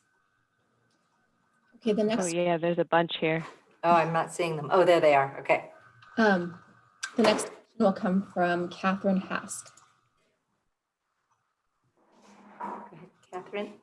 Yes.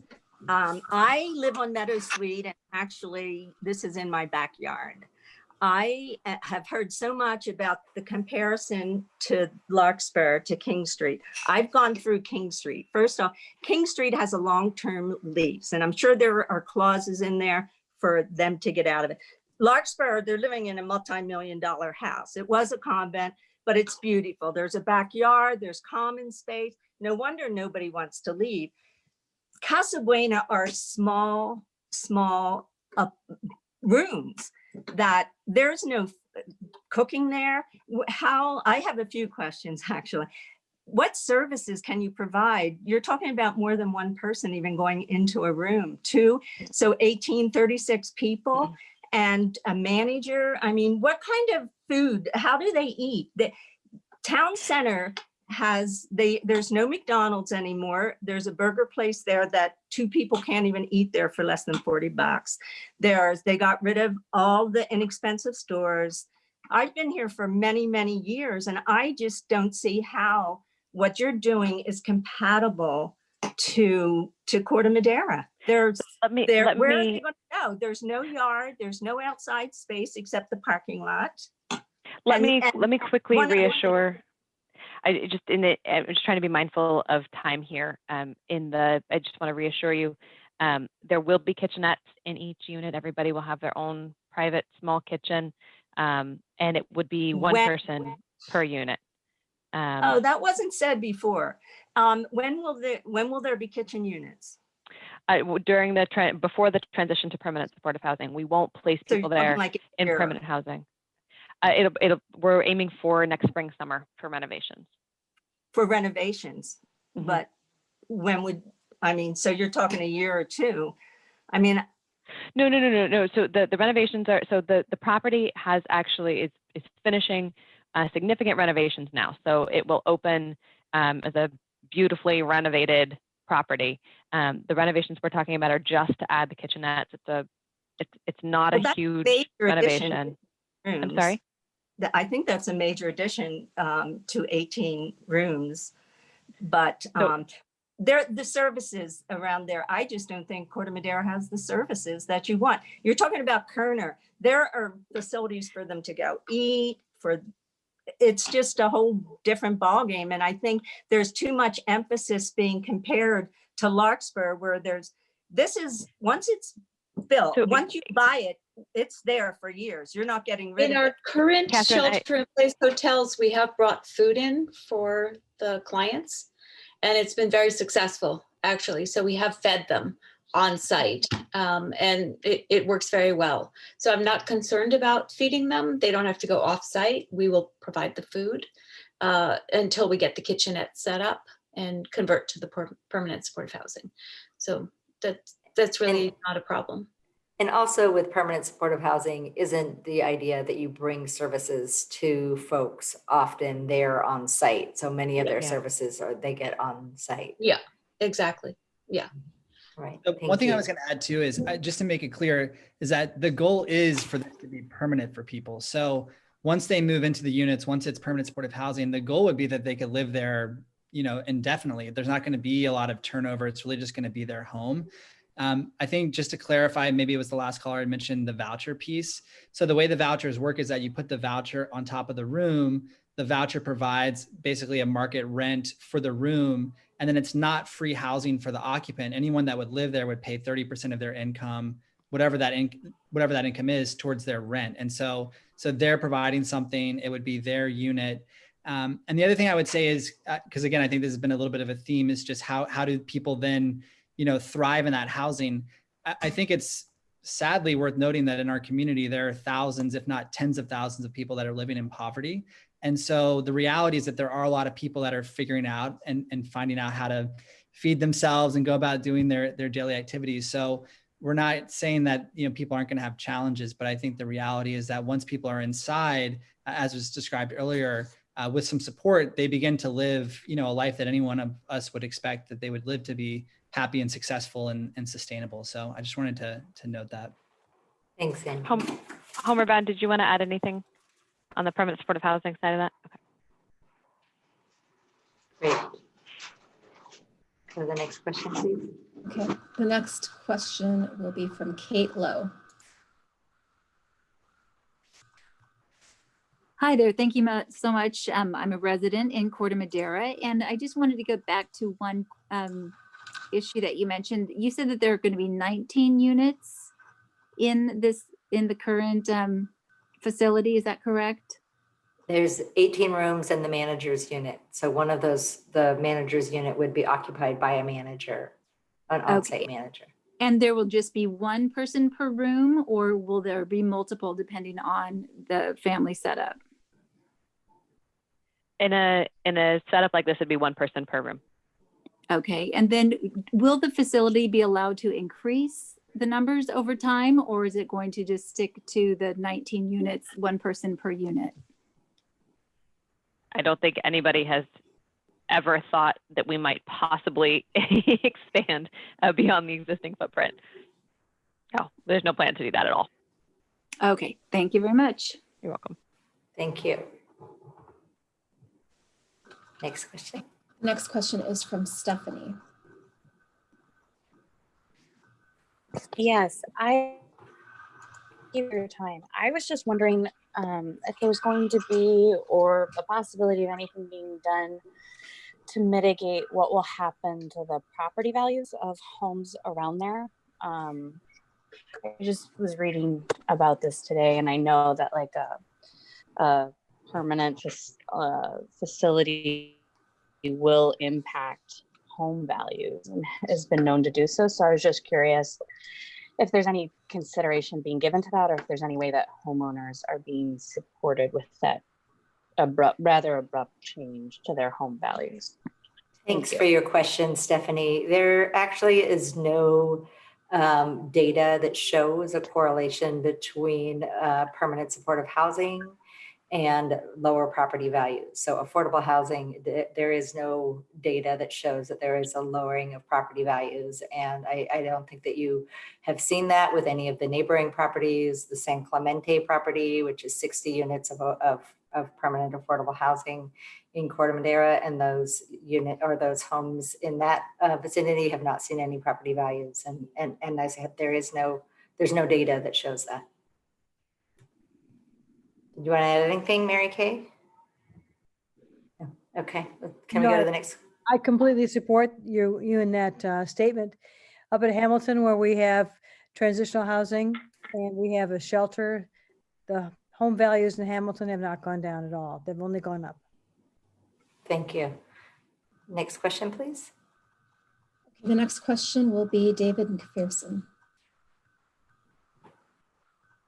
Hello, everyone. Can you hear me? Yes. All right. Similar to Patricia Ravazio, who spoke earlier, this 25-year resident is completely in support of what you're doing. And while this may not be the optimum location, it has made itself available, and we understand the rush to close and capture that money. My comment, it's probably premature in terms of development, is I would love to see the property be the best neighbors to both Marin Joe's next door and of course the owners and tenants of the adjacent apartment building. So I would love to see a volunteer architect or a volunteer landscape designer be able to come up with appropriate screening and fencing and landscaping that will just be a good neighbor. And of course, since there's not going to be a lot of cars coming in and out of there, I'd love to see some of that asphalt come out and grass or landscaping or park benches, something that would allow the residents to enjoy the outside. And then finally, if there's an effective and attractive way to screen the freeway, that would be a great thing for both the neighborhood and the tenants. So God bless you and good luck, and we support you. Thank you. Those are lovely suggestions. Yeah, thank you for those ideas. Next question, please. Okay, I just wanted to let the presenters know that after I call on the next question, Stephen, the remaining four attendees with hands up were attendees who had previously asked a question and they got in line again. Okay, great. Depending We'll on go how you quickly. feel about time.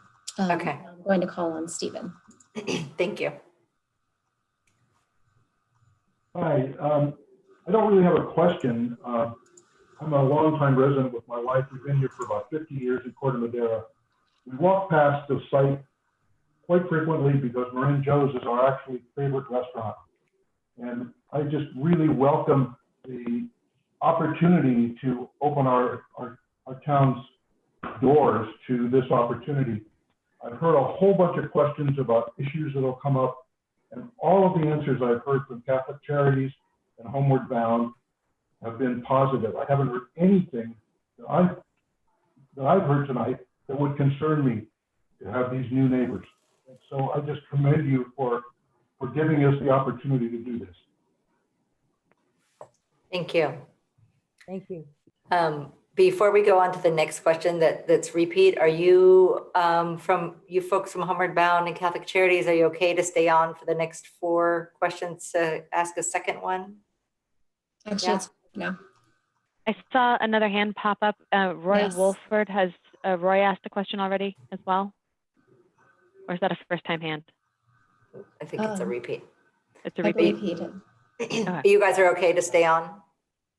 Okay, Lily- great. All right, let's go ahead. Lily, do you Yeah. mind if I just real quickly ask a question? Because I think Please. some of the questions that I've been hearing have to do with what sort of the fit in sort of the local area there. And I don't know if you've done during your annual counts or whatnot, any sort of information about the homeless population in Corte Madera that it currently exists or what have you. I've noticed that we do have individuals who are experiencing homelessness in towns tend to, I think, use the library from time to time. I've talked to individuals who's actually in the past who have said they have stayed at either the Budget Inn when that was not condemned, which it is today, or America's Best Value in the past. I spoke to someone actually recently who said that. So do you have any information about specifically Corte Madera population based on certain counts that you've done in the past? I really don't know, and I just thought it might be helpful for you to explain any information on that you might have for our residents. Sure. I actually have that right here at my fingertips. Every 2 years, we do a census of people experiencing homelessness in Marin. It's federally mandated. And our last count was January of 2019. So our numbers are a little bit old and they are definitely pre-pandemic. But in January of 2019, we counted 39 unsheltered individuals sleeping outside in Corte Madera, specifically, just Corte Madera. It may, and in fact, I anticipate it will look a little different in our next count, which is upcoming in January of 2021. If folks are interested in how we do that, I'm happy to talk more about it. If anybody wants to help us volunteer to count folks, we rely heavily on volunteer efforts to do that. So. Thank you. Okay, we have had two new hands pop up since we took a break from questions, and the first one is Martin. Go ahead, Martin. Hi, can you hear me? Yes. Oh, good.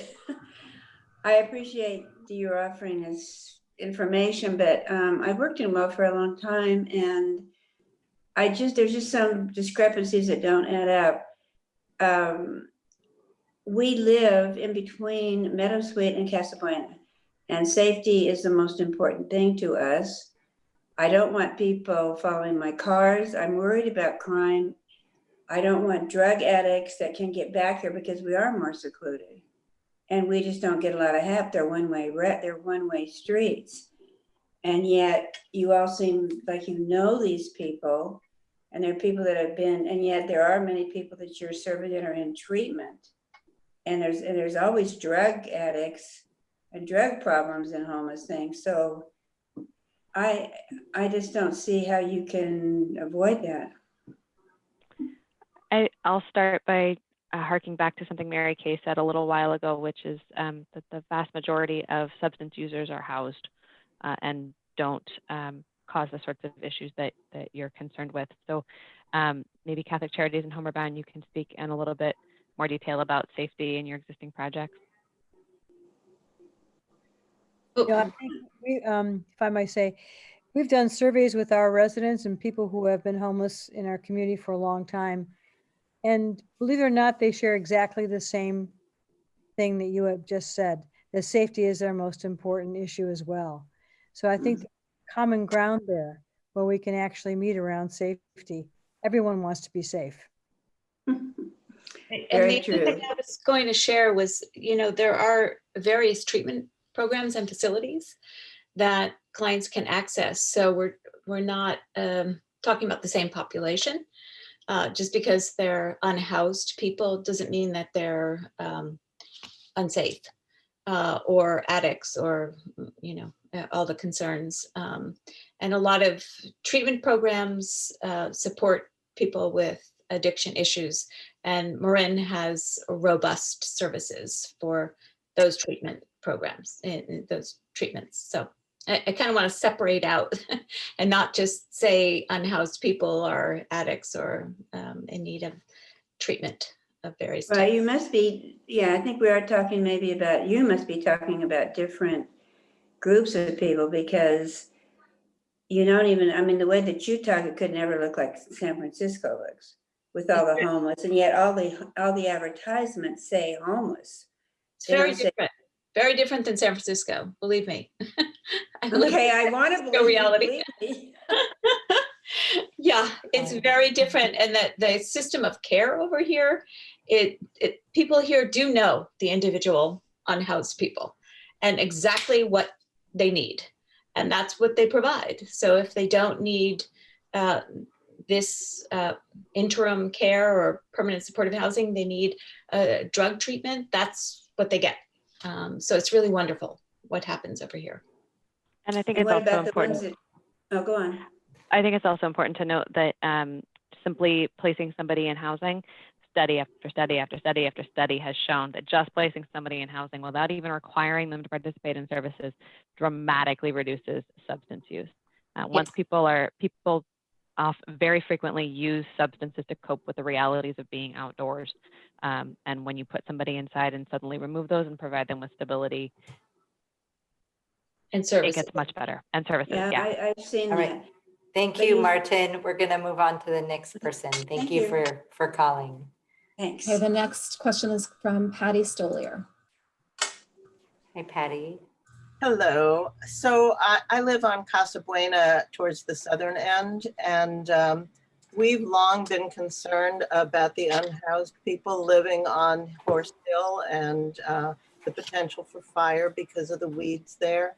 And I also know that they've had intermittent fires behind Cost Plus. So would this eradicate that threat? Would those camps be gone now because now these people will be housed? We can't directly say we're going to pull everybody from a particular encampment and put them into these particular housing units. It's not quite as apples to apples or one-to-one as that. What we can say is that the more housing we've created, Andrew talked at the beginning about the 28% reduction in chronic homelessness we saw over 2 years. That was directly paralleled with our doubling of our permanent supportive housing stock. The more we are able to provide permanent housing, the less unsheltered homelessness we see. So it is not one-to-one, but there is a strong correlation between the two. And I am very familiar with that encampment on Horse Hill. We're working to mitigate some of those concerns and dangers. That was going to be my other question is, are you familiar with them? So very familiar with it, because it's not part of Corte Madera, it's the county. Yeah. Yep. Yeah. Thank you. Right. Thanks, Patty. Okay, and the next question is from Eric.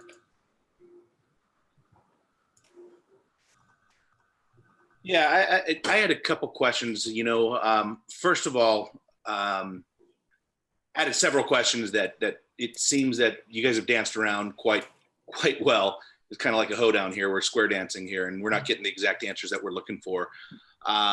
So I'm not going to reiterate some of those, but a particular question that I have is between Andrew and Lily. You know, it sounds like you guys are contradicting each other with short-term versus long-term. And I'd like to kind of hear what is the outlook? I mean, Andrew, you just got done talking about it being a long-term. Lily, you talked about it being a short-term, intermittent. So I'd love to hear from both of you guys. Great. So we have a requirement from the state that we house folks right away. And, you know, again, this is in response to the pandemic and the public health crises that we're in. And we need to get folks off the streets as soon as we can. And so we will have folks move in a very short term, as soon as we have our services in place. And then in a long-term, the long-term plan is that there will be remodel done to the project. There will be adding kitchenettes. We heard a lot of concern about access to food and people's ability to cook. And so yes, that one of our goals will be adding kitchenettes. And as Ashley mentioned earlier, there's funds that have already been designated. We have a budget for that and funding set aside. And that there'll be a remodel done. And after the remodel and there's kitchenettes, then that will be permanent supportive housing. Andrew, did you want to add anything? Yeah, no, I think that's exactly right. And then I think maybe to just clarify what I said was that once it's permanent supportive housing, people can then live there as long as they want to be there. So I think that's once that transition happens, then people could be there for the long term. And that is the long-term vision for the site. And just, I just want to make sure the timeline is very clear though. Lily, thank you for clarifying, but as I understand it, it was 30 days from closing on the property is when the site has to be occupied.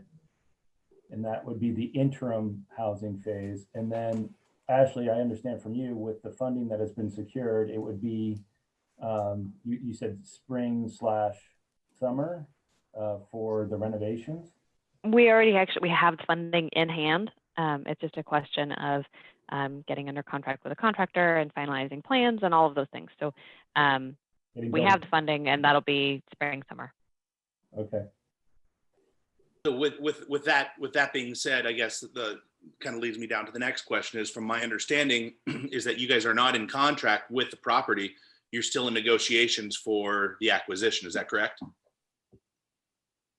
Yeah, we have not signed a sales and purchase agreement. That doesn't happen until we go to the board, and we have 2 hearings with the board. We do have a letter of intent that is signed with the owner, but we do not have a signed purchase and sale agreement. And that, again, doesn't happen. We have 2 board hearings where the board will be considering and acting on that.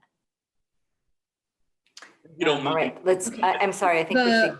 If you don't mind being that I'm the last one, I do have one more question. Is that Actually, there's 5 people on the line still. being that we all vote for our elected officials, and we all live in this community, I'm very curious to understand why that our city manager didn't even know about this until, quite honestly, the public knew about this. And you guys, it feels like you guys have stiff-armed us, and you come in and you come in and tell us what you're doing rather than come in and make a proposition and a proposal. I find that to be extremely disturbing. I am a second generation Marin County. I went to Redwood High School. I went to all the junior high schools here. My kids went here, and we elect these officials and they didn't even know about this. And I would really like to understand why they didn't even know about this until we knew about this. Thank you. So as I said, I agree that our timeline and the rushed nature of this is not ideal. It's nothing that I would choose. I wouldn't recommend somebody. I've been doing affordable housing and affordable housing policy in this county for many years, and I would never recommend to somebody that this is the best model for us to use. And it is not ideal. So recognizing that up front, and saying that we, again, and I know that I've said this many times and I'm sounding like a stuck record to myself, so it probably is to you too, but we are in a public health emergency, and there's a different timeline for having to respond to things than we would in a normal non-pandemic, non-COVID life that we all wish that we were in. And in that life, we would be making a recommendation. We would be doing public outreach. We'd be doing noticing. We'd be doing in-person community meetings. There would be a whole different process from what we're doing now. I do believe that our county administrator communicated with your town about the possibility. We didn't know whether we were going to be chosen until we got notification from the state, right? So we put an application in, but we didn't know if we would be chosen. We actually, even though we rushed and put it together, we didn't think it was going to happen. I mean, Ashley and Andrew and I were working on this application very last minute, like pulling it together. And we were like, yeah, all the money's likely going to go to San Francisco and Oakland and San Jose, where the homelessness problem, as folks have mentioned, is much greater and much more severe. And it's likely that that's where the funds were going to go. We thought it was unlikely that we were going to be funded. And then there is also complications of the fact that we are in real estate negotiations, and you can't stand up and advertise and say, hey, we're talking about this, because the property owner doesn't want that either. And so there's some issues where we couldn't be as forthcoming as we typically would, or as transparent. And I believe in transparency in government. I think it's an important part of what we do. And this project, absolutely, because of the rush nature, it hasn't been ideal with that. And so it's unfortunate. And I really do hope that we are able to step back and learn from each other. And, if this project does go forward, that we'll be able to work with our service providers, and they'll, be able to welcome the new neighbors that may be living there. Did you guys want to add anything to that before we go on to the next question? Okay, thanks. Okay, now it's the remaining 5 raised hands that you have heard from before. Okay, we're going to ask you folks to go quickly, because we have our partners here from Homeward Bound and Catholic Charities who've had long days and long days tomorrow. So I'm hoping that we can go through these quickly. Thank you for your patience. Barbara Solomon. Hi, Barbara.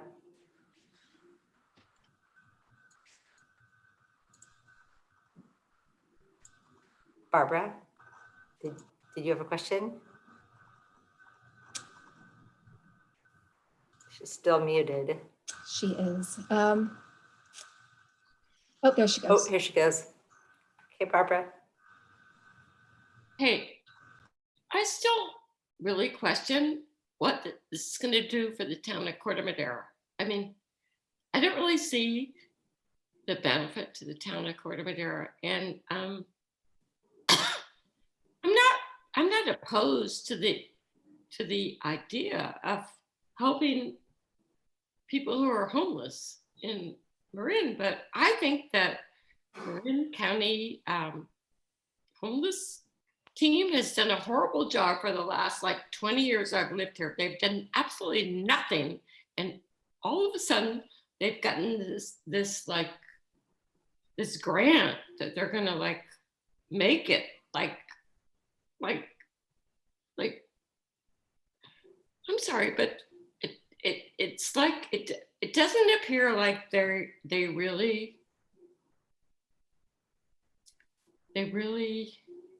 know what they're doing at all. And I'm really concerned for the people in the community. I'm not one of them. I have a lot of friends and neighbors who are like less like progressive than I am. And they're going like, why would we support this kind of, we wouldn't support this. We would not support this at all. So in the interest of time, Barbara, I would be happy to speak with you offline about the things that we've been doing. I think our partners have done amazing work for decades, but I do think that we've seen a significant acceleration and an increase in our successes in the last maybe 5 years. So it's absolutely understandable, even as a longtime I would resident. disagree with you, but that's okay. Yeah. Thank you. So we'll get your contact information. And the only thing that I would add is that the reminder that we are a community. Our county is a community, and we need to address the public health crises that we're in. And we want to make sure that people have a safe place where they can shelter and get out of the elements, and where they can, have a safe place where they can not be exposed to other people. So that is one of our goals. I say, why Corte Madera? Why Corte Madera? I still question why Corte Madera. All right. Thank you, Barbara. We're moving on to the next question. Why not? And Lily, can I also just say, I think Mary Kay said this earlier, that there has to be a place for us to house folks who are homeless. And for a long time, the places that we've housed the homeless have been in Novato. When oftentimes, I've done intakes before, I've seen folks come from Corte Madera, people who have grown up in Corte Madera have been housed in our homeless shelter in San Rafael, in Novato.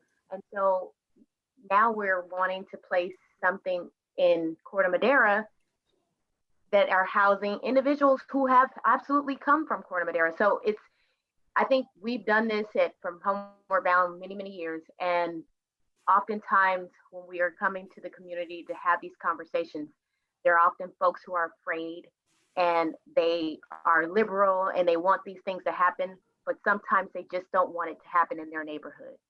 And it takes a lot of education to really understand just where homelessness starts, because sometimes people think it starts a certain way, that they come from a certain neighborhood. But just as another individual was saying, rent is $5,000. There's normal people who can't afford to live in your community, who were born and raised there. And they come to Homeward Bound programs all the time in Novato and San Rafael. And so this is just another way for us to support the very people who are coming from your community.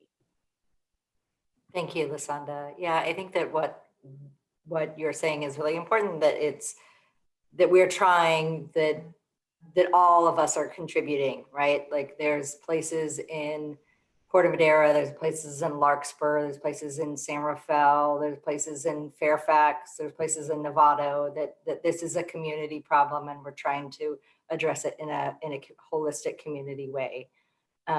Let's go to the next question. Thank you.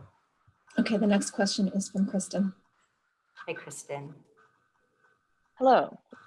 Taking a step back here, some of us might oppose having a homeless shelter or permanent housing completely, and I respect their choices. Some want it regardless of the thoughtfulness that's put into it. I am not opposed to having a longer term housing for people that are in need. I'm in a development where we have in Corte Madera, and I've been very supportive of having places where everybody, no matter what their income level is, has a place to live. That's not the issue. The issue is you're just placing it on us on something that's already dilapidated, in a horrible state of affairs, and is a gross misuse of the land. And you're putting people in there that no one respects, not the people, but the space. And then you're promising that we have all this money already to be able to do all this renovations. There's no thoughtfulness. In the corporate world, we take a step back and we say, okay, when we say, here's money, you got to go spend it right away, that generally results in horrible misuse of funds and a bad business failure. In a nonprofit's perspective, and I've volunteered for 20 years at nonprofits, particularly with the homeless, and it's never been good that way too. When I was part of grant making, we would give out grants and we would just send them money and say, okay, go ahead and spend it. It was never used properly because people in humans, we need to have a plan and we need to understand what's going on and we need to have community involvement. You clearly don't have community involvement. You clearly have made decisions based on, oh, we got to spend this money, let's just go and do it, and then we'll fix it on the end. We know from a business perspective and from a nonprofit perspective and from a community perspective, this doesn't work. So if you have all of this funding— Did you have a question? I do, actually. Great. Thank you, Lily, for interrupting.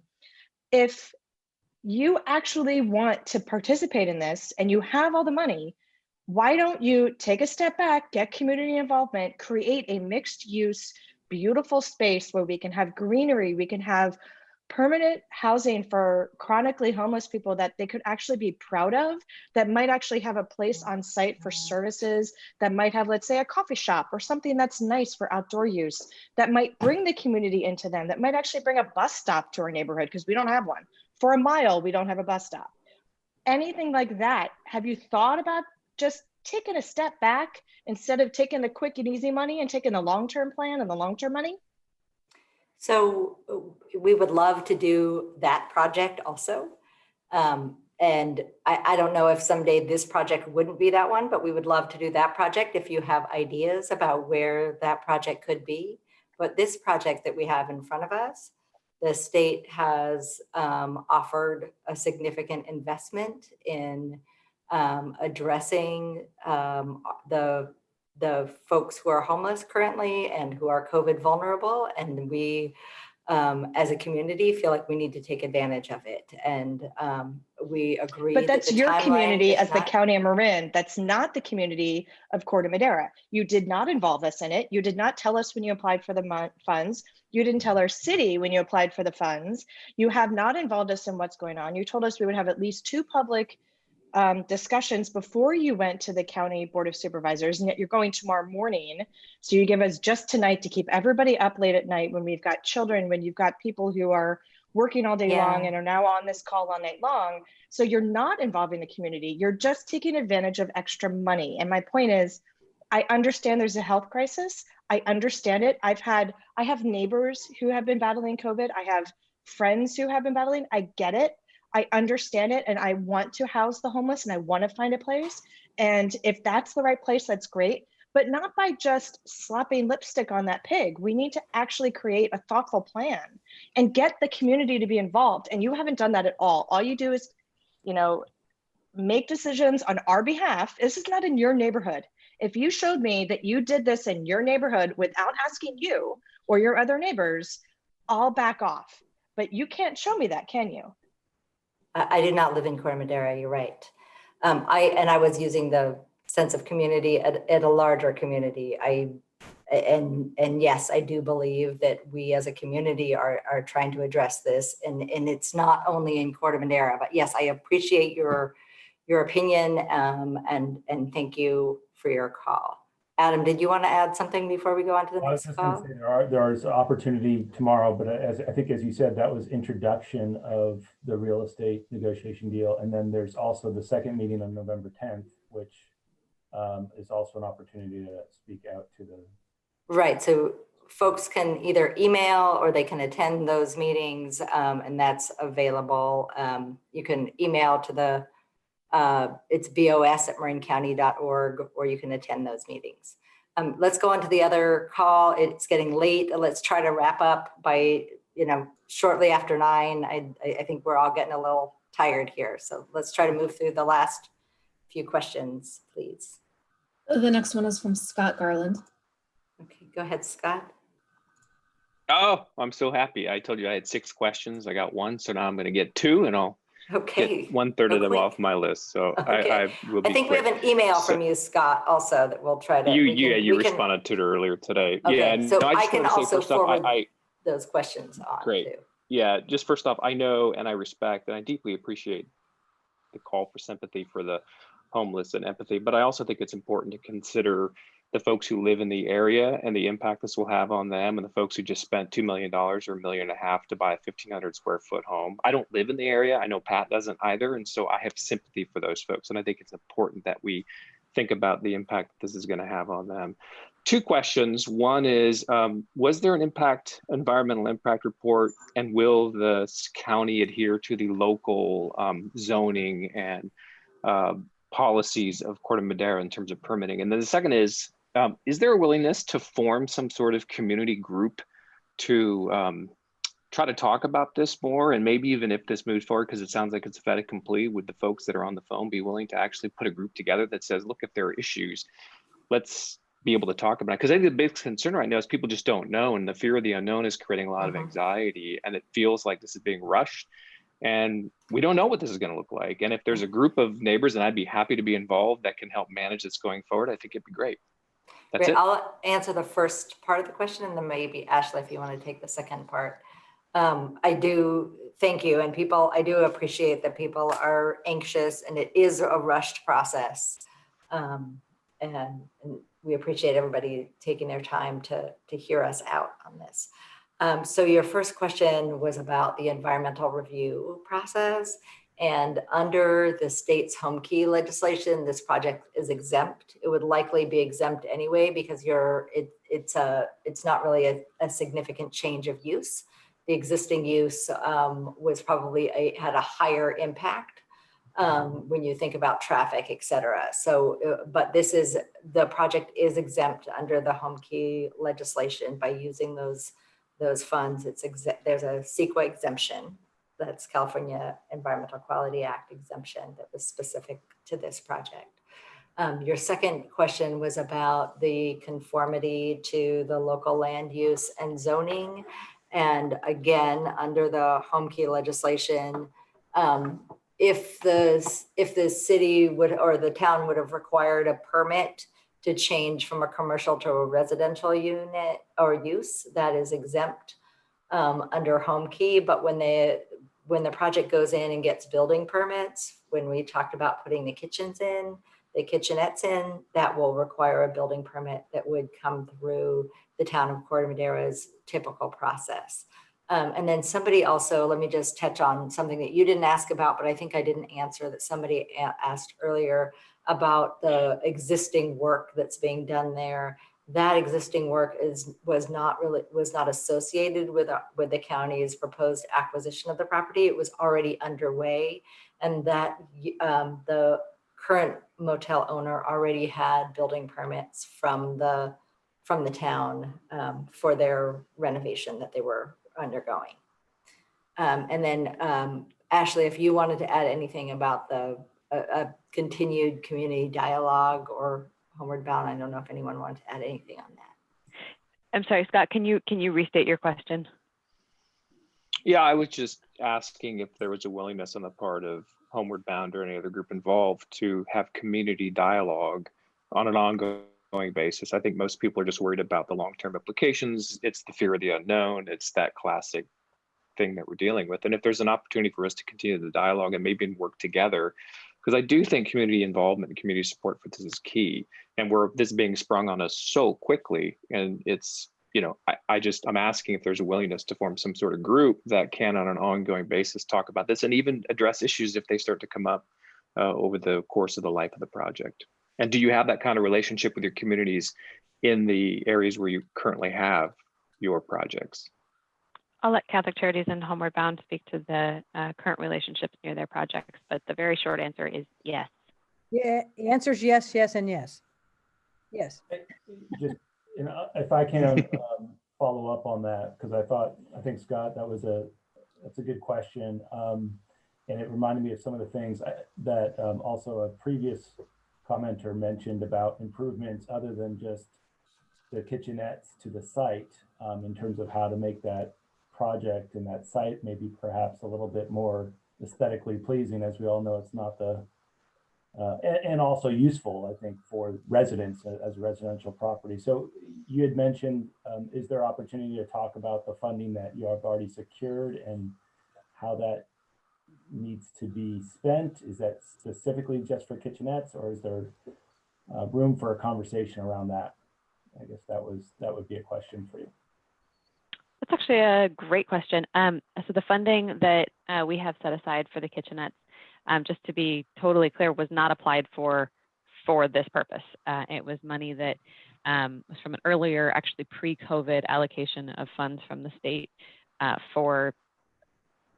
to address homelessness. It was very flexible funding, and our community determined that it would be best spent on capital developments of some kind to create permanent supportive housing for vulnerable, chronically homeless folks. And we, as the county, the recipient, the administrator of those funds, decided that this is an appropriate application according to those priorities. So we did not actually go through a whole funding process to acquire funding for the renovation specifically. We would have to look at how much money we actually have available from that pot for renovations, but we could absolutely talk about what would be useful at this property beyond the kitchenettes for improvements to make this a great environment for everybody.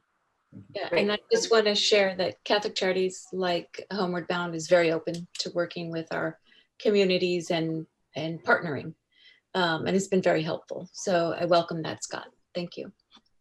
Great, let's go on to the next question, please. Okay, the next question is from Kate, who wasn't Kate, but I don't remember. Hi. Oh, it is Kate. Yep.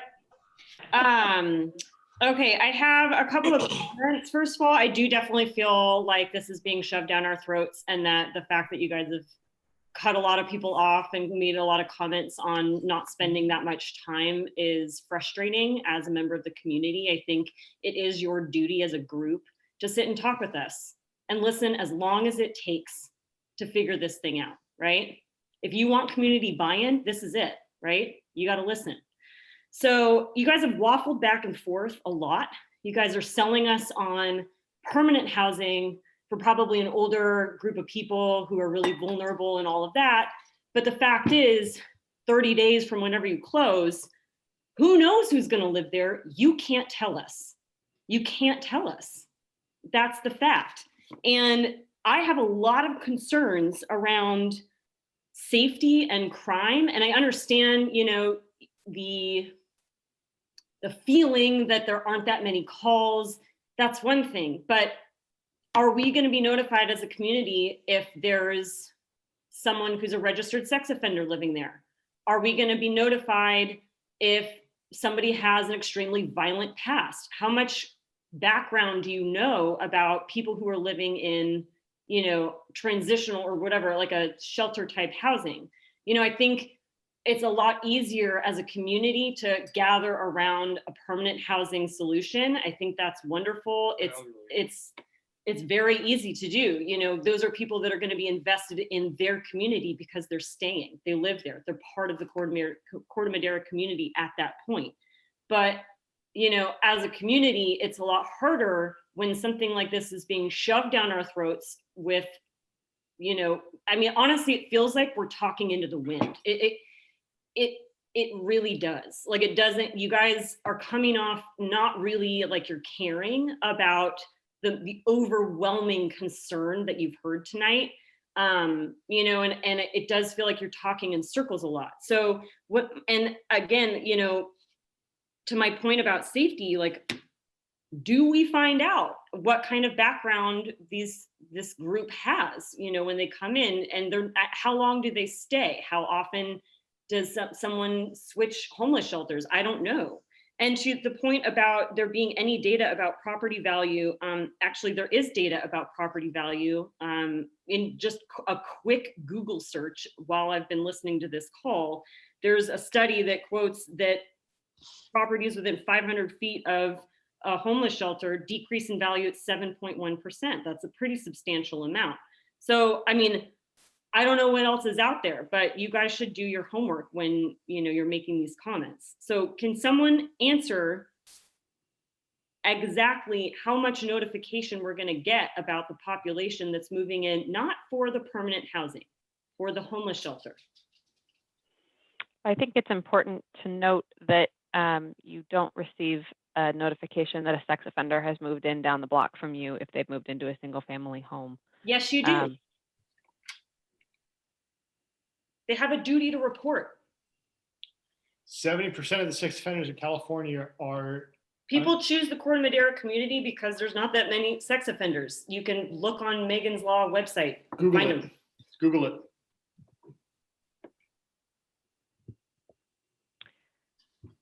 I will note that we have run interim housing and emergency shelter programs in Marin for a very long time without incident. Catholic Charities has done the same in San Francisco and other communities without incident. Slam. What notification are we going to have? You aren't answering the question, Ashley. I think the answer is that we are bound by client confidentiality. Yeah. So we cannot. Notified as to the if there's a known rapist moving in. So specifically what you are saying is if a rapist is moving into the facility, nobody in the Corte Madera area will have any notification whatsoever because you are bound by confidentiality. Is that correct? Yes or no? We do not disclose data of anybody who's moving Yes in or no? to any Yes program. or no? So the answer is no. They would have to register, Kate, they would have to register, and then you would have to look it up on a regular basis like you would do now for your child. I do look it up. Well, it would be no different to that. If they're a registered sex offender, So at a homeless shelter, not the permanent housing. So according to the data from the state of California, 70% of the sex offenders do not have a verifiable address. Can you assure me that out of the 24 residents, or however many residents, 15, 24, 13, I don't care, that there will be no registered sex offenders? Yes or no? We cannot promise that there will be no registered sex offenders. Just as your next door neighbor, when they sell their house, cannot promise to you that they will not sell it to a registered sex offender. But there are certainly things that we can do to prevent that, Ashley. You Okay, are we're going to free move on check to the the sex next offender registry. question. I'm sorry, we have other people who are waiting and we have been limiting our questions. Thank you for your question. We appreciate your contacting us. How many more do we have? How come I can't? We just have one more from Roy. Okay. Okay, go ahead, Roy. Thanks for waiting. Okay, I was getting a sense of no Tobin moments there, but anyway, I think Adam needs to field my question. And Adam, you still there? Yep, here. Okay. Does the town of Corte Madera collect transient occupancy tax on that property now? Not today because it's currently under construction and there's no occupants, but it was about 2000, going back to 2017, 16, 17, that where it was fully occupied, or as much as it was at the time. It was about $30,000 in TOT taxes. And then it gradually has declined since that time. I think it was to about 18,000 in the last full year that it was occupied. Okay, well, with the, given that this project goes ahead, so let's just look ahead on that perspective, how will the town collect that revenue in perpetuity? Is that something that the county is going to pay directly? No, it's not. I mean, it's a consideration that the town is. I mean, it came up at the last town council meeting as well, and I think the council and Todd understood the relative impacts to the budget. I will note that you know, obviously the hotel, one of the reasons why they were probably interested in responding to the county's program was because of hotel of that sort being viable these days and moving forward with their project was not considered something that they could make work. We're having similar issues, frankly, with the Budget Inn, which was approved, as you know, pre-COVID to be renovated into a 22-unit sort of new motel, but they've also lost financing for that project, is my understanding at this point in time. Well, I think the town really should press to make sure that it gets that revenue every year projected forward. I don't know, is this project going to be 5, 10, 20, 50 years? Because we're talking $60 million or $600 million that they're getting for this program. Because that's the number that was mentioned right up front. So town of Corte Madera, it's not fair to take money out of every resident's pocket. It needs to be put back in that pocket and not taken away. Right. Thanks for your call, Roy. Thanks, Roy. Dig in on that. Okay. Thank you. I think that that's all the questions. Thank you to everybody who called in. Oh, there's actually 2 more questions. Oh, she told me that was the last one. That was, Oh, was that the last I one? have not Okay. lowered Roy's hand, but Barbara Solomon did put her hand up again. I think we should be done. I think we've had our folks here. We've had them a long time. I do want to reiterate that there's additional opportunities for public comment. You're welcome to go to the board meeting tomorrow or to call into the board meeting tomorrow or on November 10th. You can also send an email to bos@marinecounty.org. If you just Google it, the information about how to access the board meetings are on our website. You won't be able to have a back and forth the way you did where staff answered your questions, but you'll be able to express your opinion and share it with the board. And we thank everybody for their time. Anything else you want to add, Adam? Just an opportunity. I think there are a couple of comments. I think Ashley and some of us may have mentioned that you could be available for an off the Zoom sort of chat or call. And so email, would you mind if we have your email addresses available to some community members who might want to reach out to you directly to have additional conversations? So, okay, we can do that. All right. Thanks, everybody. Thanks for having us. Thanks very much. All right. Good night. Be well. Appreciate your. Bye. Thank you.